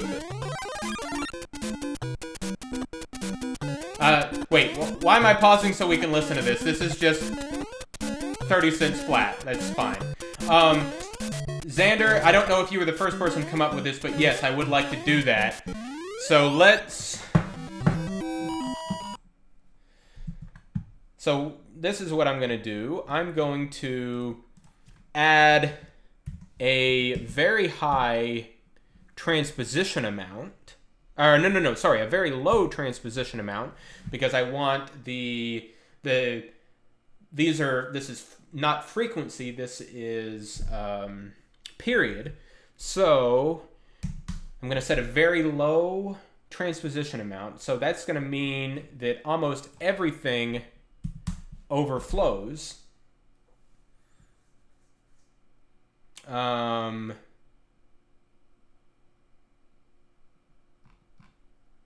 Which is essentially going to make the music random. Okay, so here we need to fix this, because this is overflowing 2 bytes. So that wouldn't break the spreadsheet, or sorry, that wouldn't break the NES. That would break the spreadsheet. Okay, so we're almost there.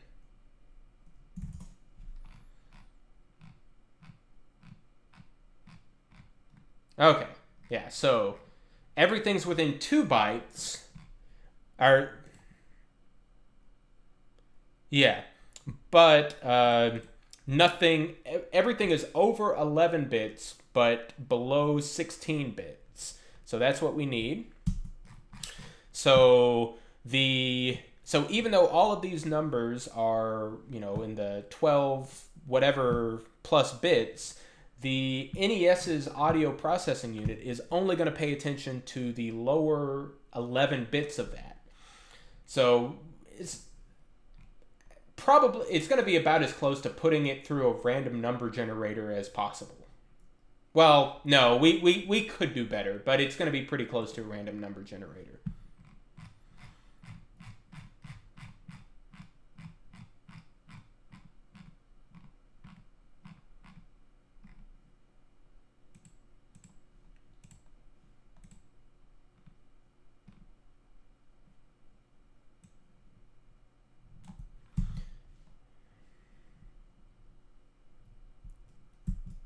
Wait, did I forget to copy that, or did I?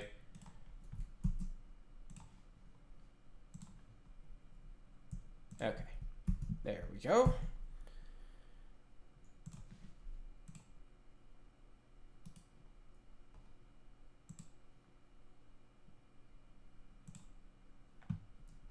Okay. Hey, we have to come up with a name for this.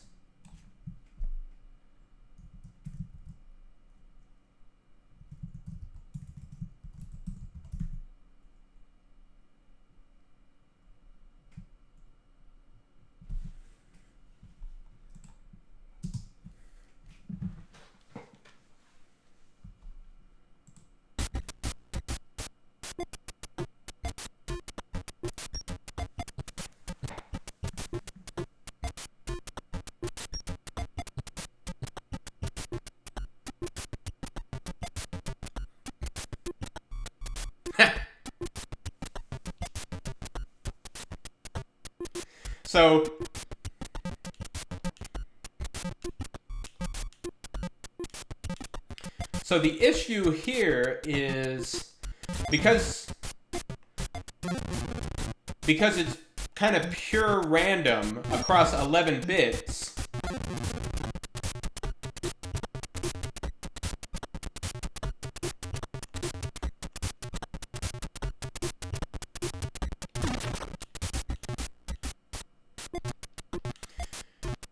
Because it's pure random across 11 bits, a lot of those notes are either too low to be...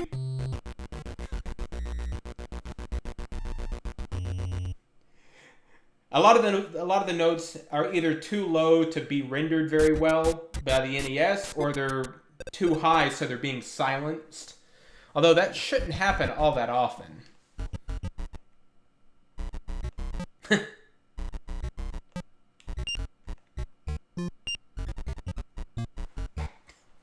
Okay, this one's better.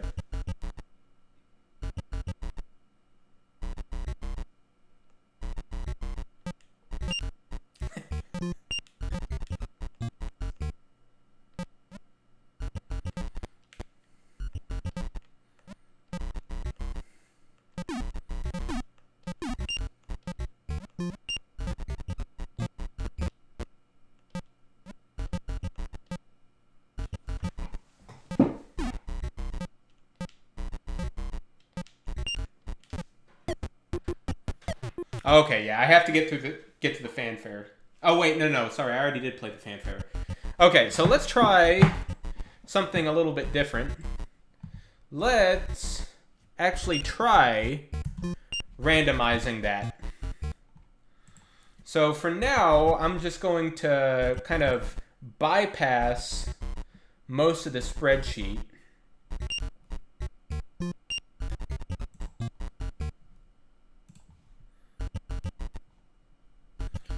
Let's see. Spreadsheets do have a random function, right? What is that? Like random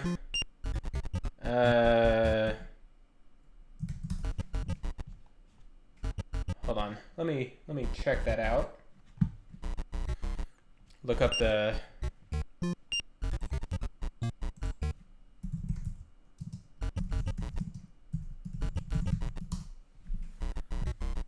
Okay.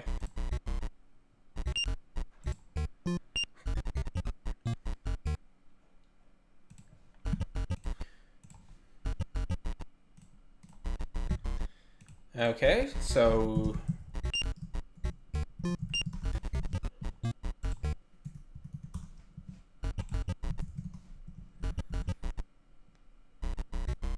okay.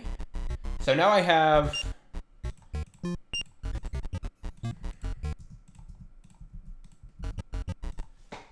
Okay. Sorry, I'm gonna have to shut off that music for a second. Okay. So now we need a random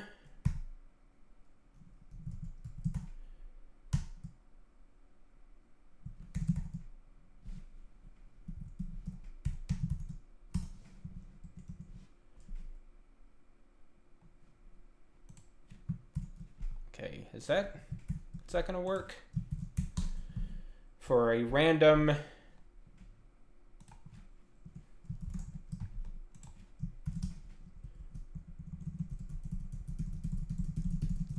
Okay, let's try that.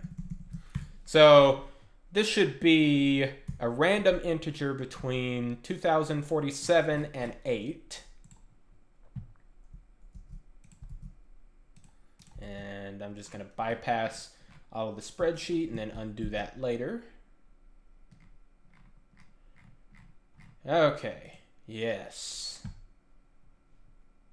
Yeah, this should be appropriately terrible.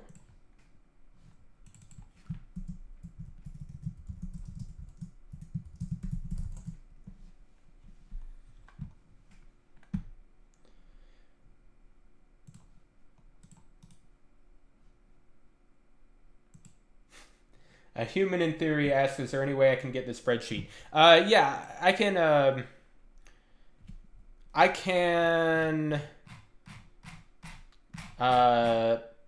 put it on Google Drive and put it in well,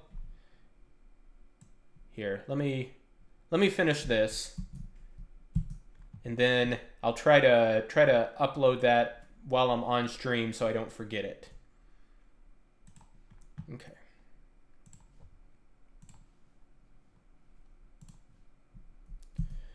Okay, got that, and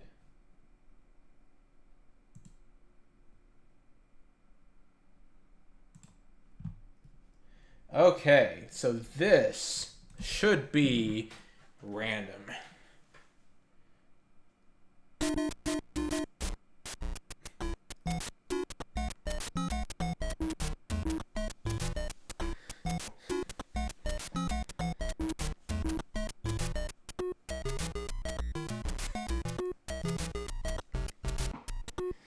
Now, each individual note isn't random, but each note from the note table is randomized.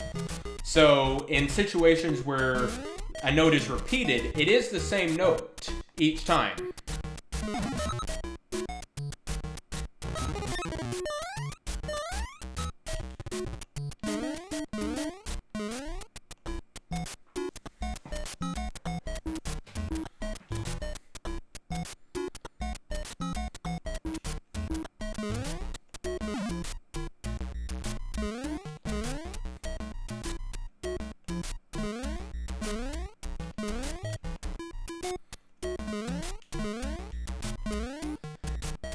So if we wanted to improve this, we would probably limit it a little bit so that there's less of those very large values, because the NES is so bad at rendering very low pitches.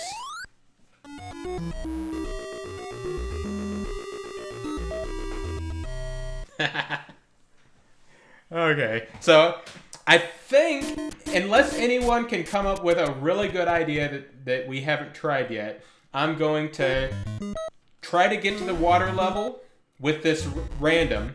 Then I'm going to try to get the spreadsheet uploaded, and then we're going to call it a stream.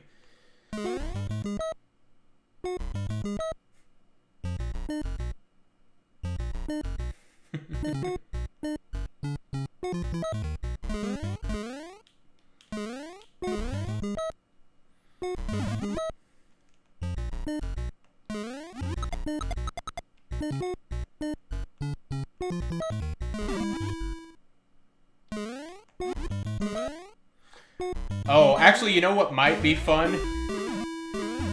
If we randomize it, but within, like, an octave. That way it's random, but very close together. So it's gonna be like randomized microtonal.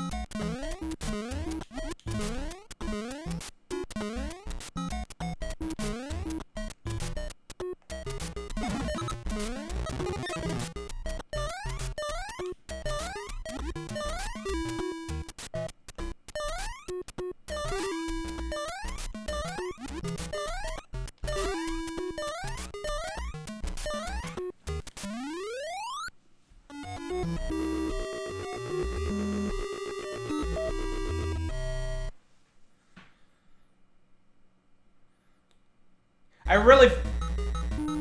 Oh, God.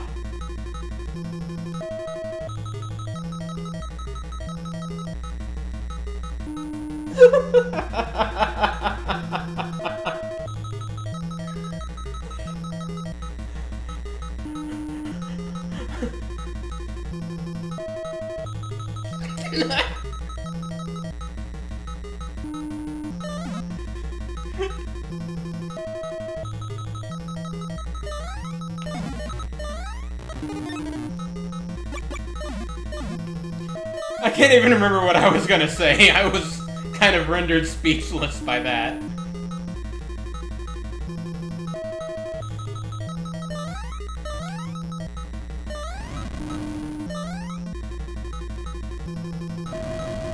It's just that one random high note in the bass melody.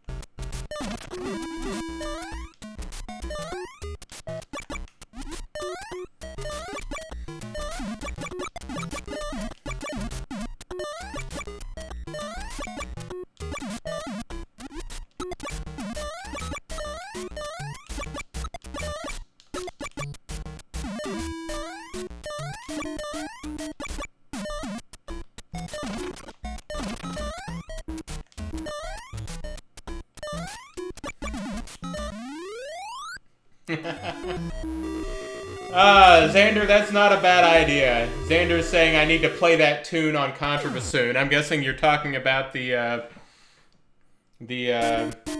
castle music with this random value.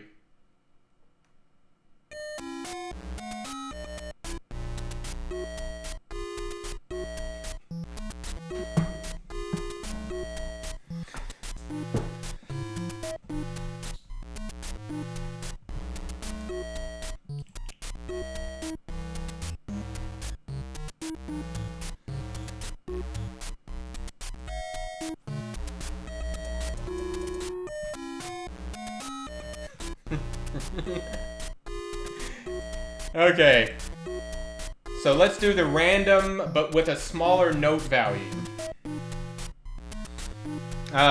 So let's see.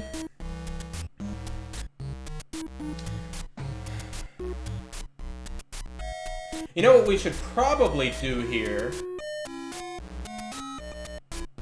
So I just realized that because we're randomizing the raw period value, we're more likely to get the lower notes in the range. So I think what we should do instead is randomize this number here between, let's say, -12 and 12. So between two octaves centered on middle C. Or not middle C, A4. So let's see, equals random.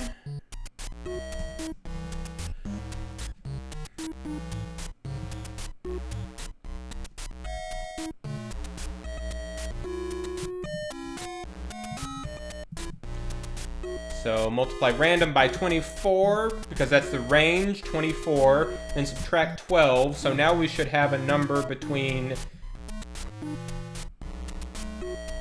Why isn't that working? Oh.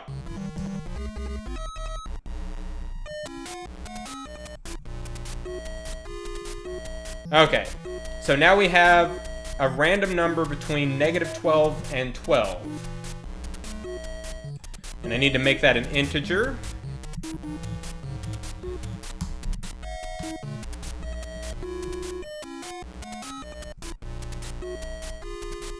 Okay, why isn't that working? Oh. No. I don't want to make that an integer because this is... Yes. Because this is going to be integerized later in the spreadsheet.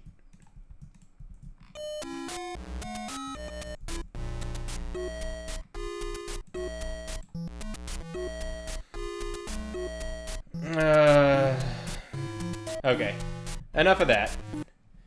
Let's see. So what's okay? So right now, this is still randomized.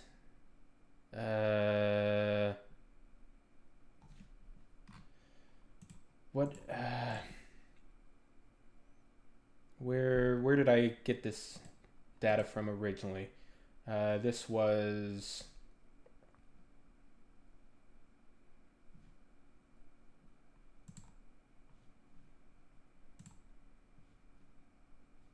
Okay.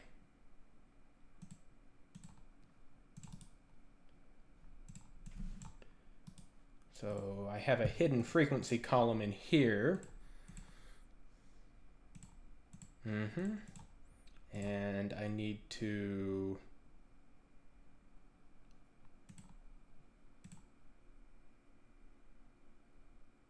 B4 divided by I3 plus 1. So that's going to be, you know what, let's just undo and get everything back to the way it was. If I can undo that much.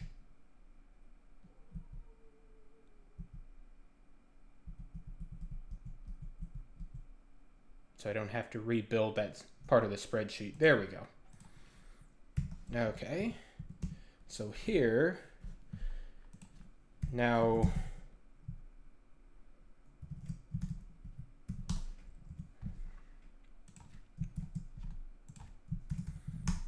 minus 12. And that should be what I want.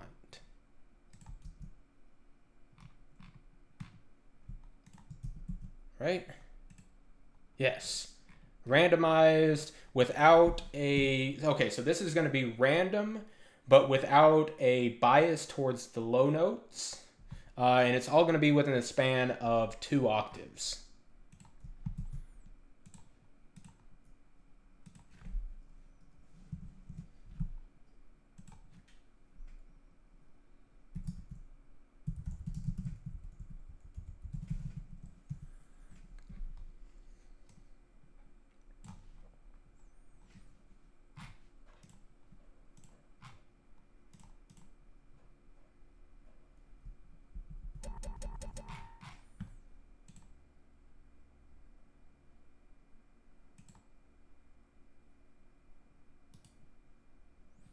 Okay.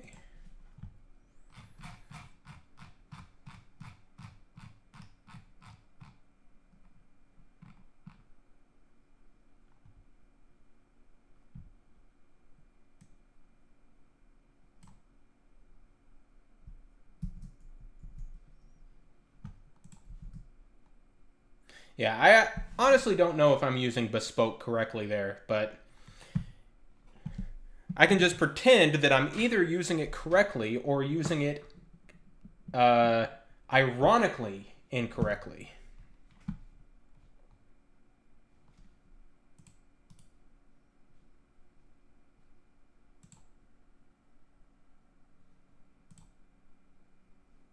Yes, Xander, it's not enlightening because we would need to have it at 432.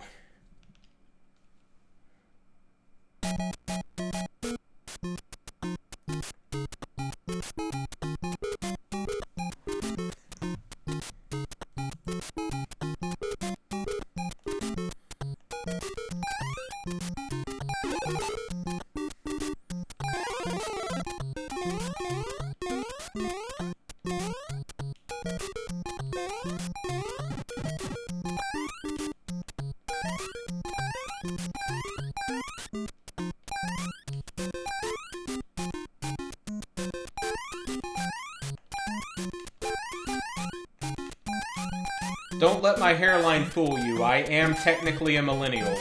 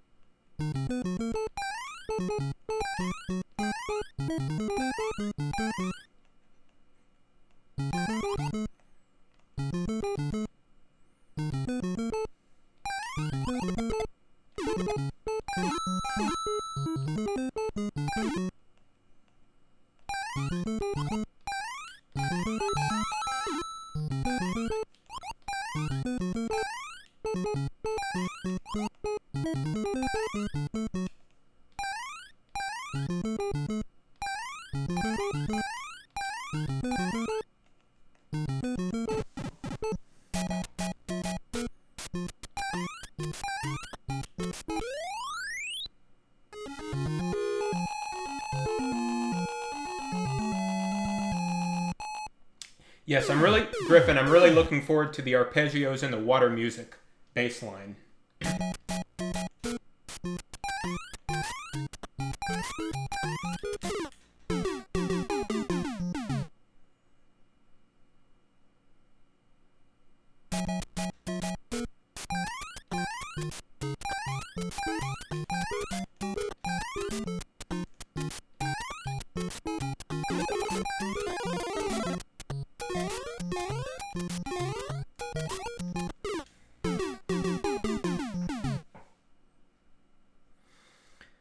Luckily, no one is subscribed to this channel for game skill.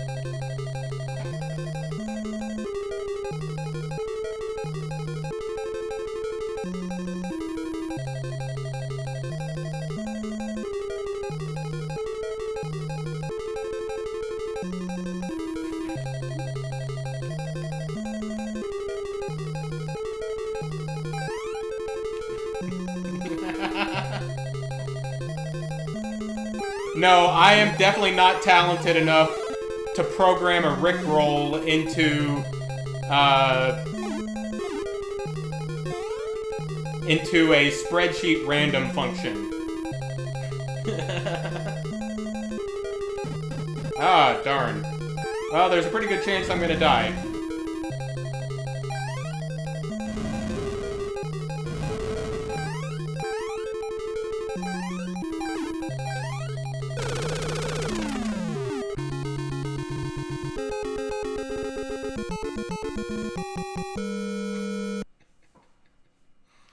Okay. Yes, let's get to the water level.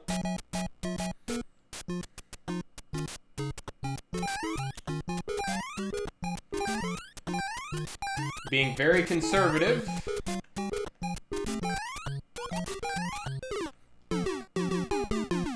But then dying anyway.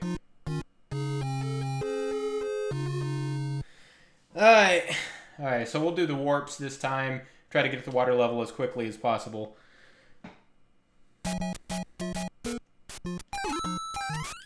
See, what we need here is someone who's actually good at the game, and then me, back behind a curtain, coming up with the nonsense they're gonna have to listen to. Kind of like those old, like NASA flight simulators when, there's a whole room full of people trying to make the pilots' lives as miserable as possible.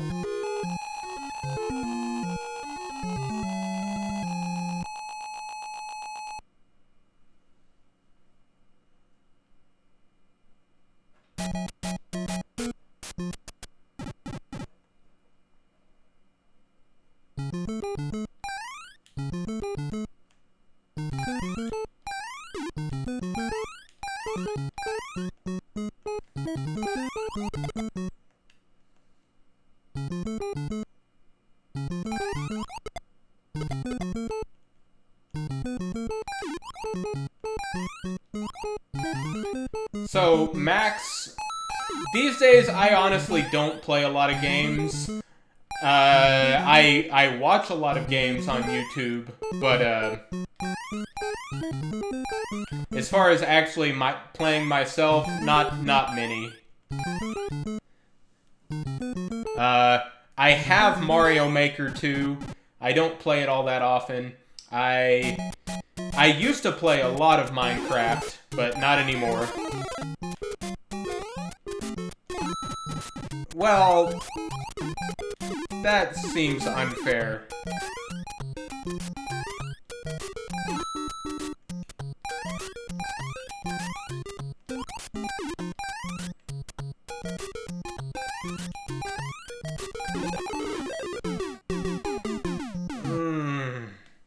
Okay, I still have 2 lives.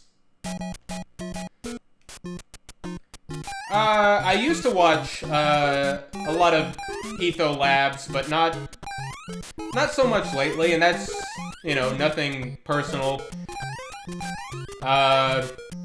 Honestly, as far as YouTubers go, I probably watch Northern Lion more than anyone else.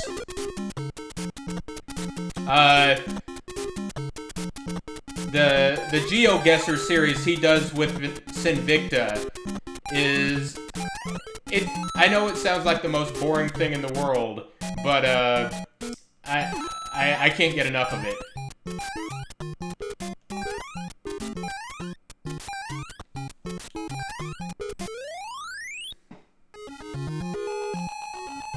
Okay, now we have the moment we're waiting for, the water music.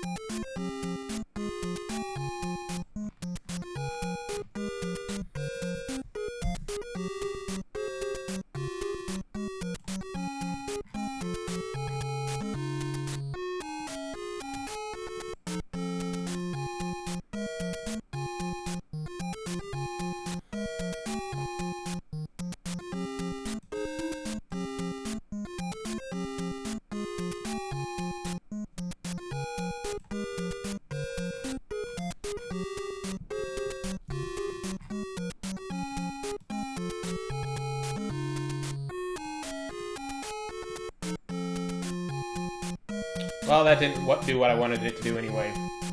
Okay. So, let's get rid of this randomizing stuff.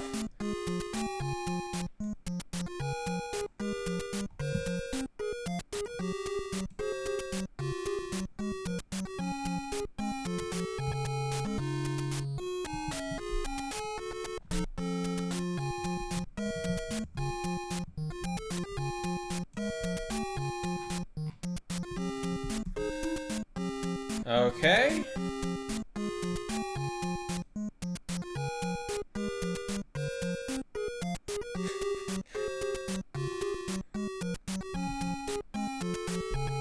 Okay.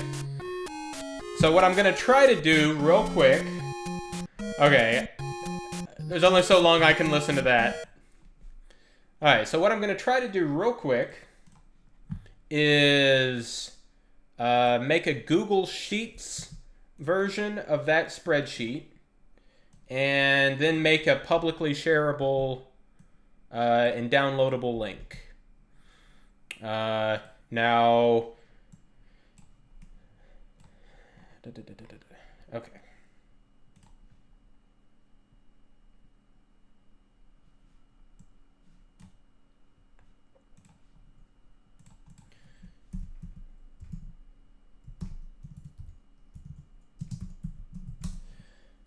Ratchet. No, I don't know Jeff Marshall.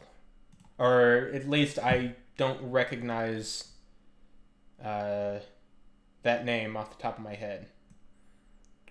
Okay. No, I've never watched him.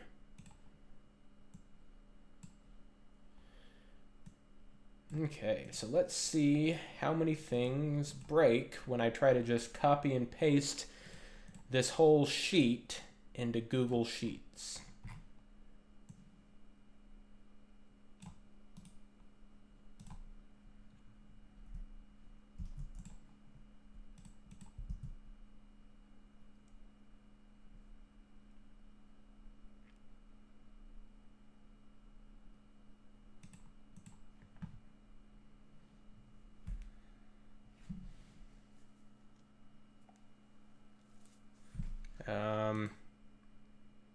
Okay. Did it somehow crash Chrome? Seems like it did. Oh. I think I'm still streaming. Yes. Sorry, I had a momentary thought that if I close the I don't do as much streaming as a lot of people. I was worried for a second that when I closed the live dashboard, it crashed, or that it would have stopped streaming.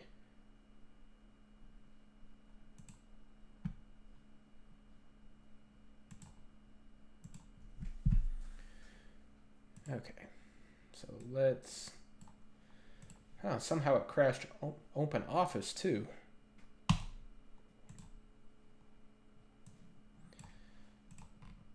So it did not like just copying and pasting all of that.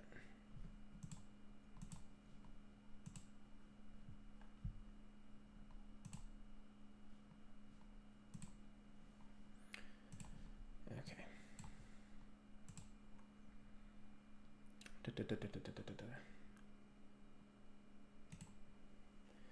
I also don't have chat right now. Sorry, I'm trying to get that all back.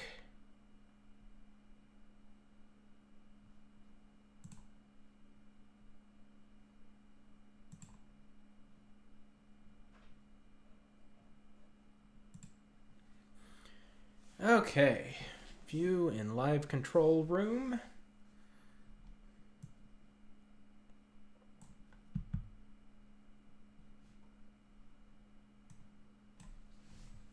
Okay. Sorry this is taking so long.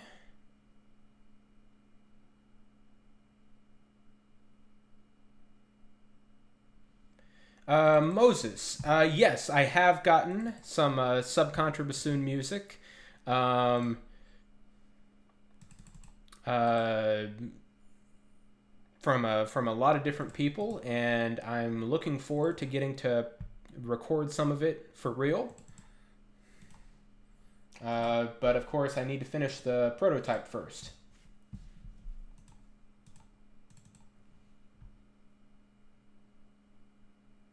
In fact, I just got a just earlier this week, someone sent me a piece of music for contrabassoon,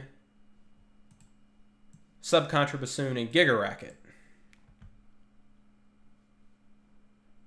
Okay, there we go. Okay, so I am back to where I started, which is better than, which is an improvement. Okay, so let's show all of that.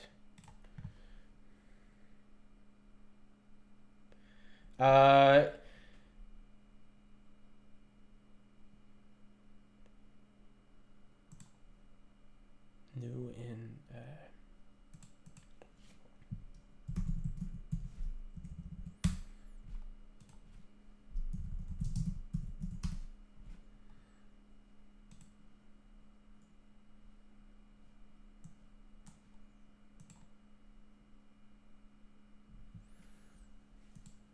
okay.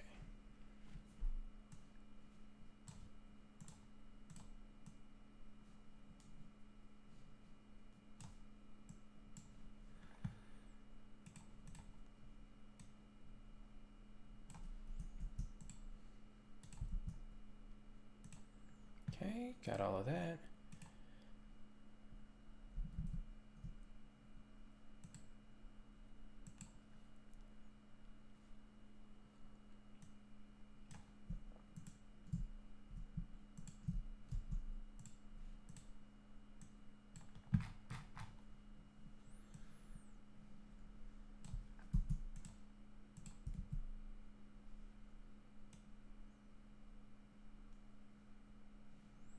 Okay. Now what do we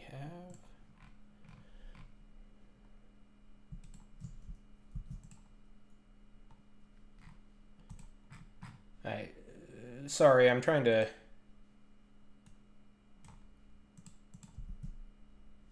do this spreadsheet real quick. Oh no. Okay. This is... Okay, hold on. Let me try something real quick. Instead of trying to copy and paste it, what if I just try to open the ODS file in Google Drive or Google Sheets? See what that does.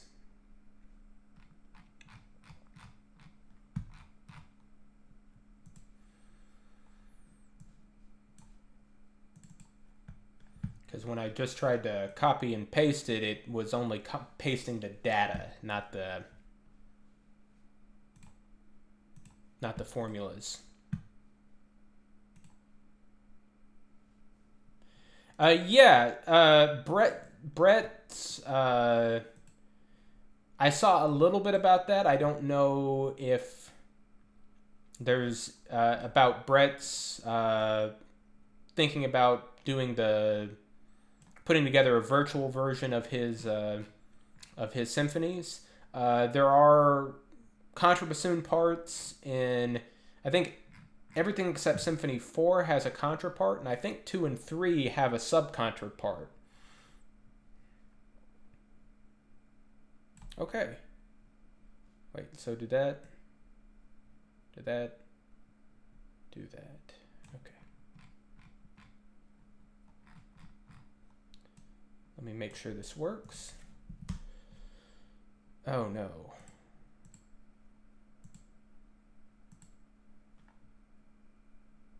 Okay. Okay, I think that's it. So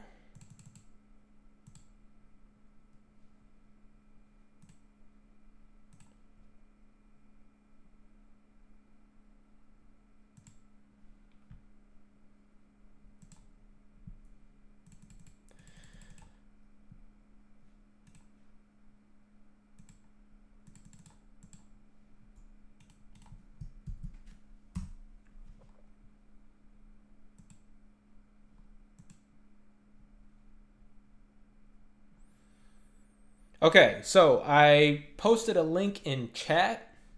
Can someone test that and check that out and see if that's working?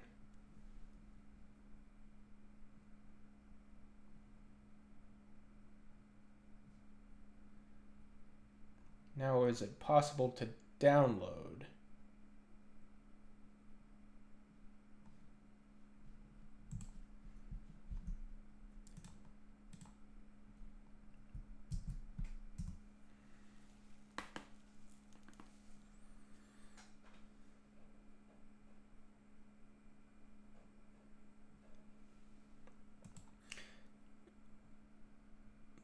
But can someone check and see if that's downloadable?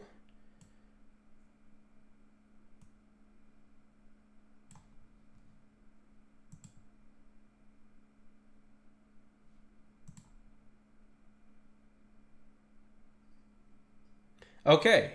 Otto says that downloading is possible.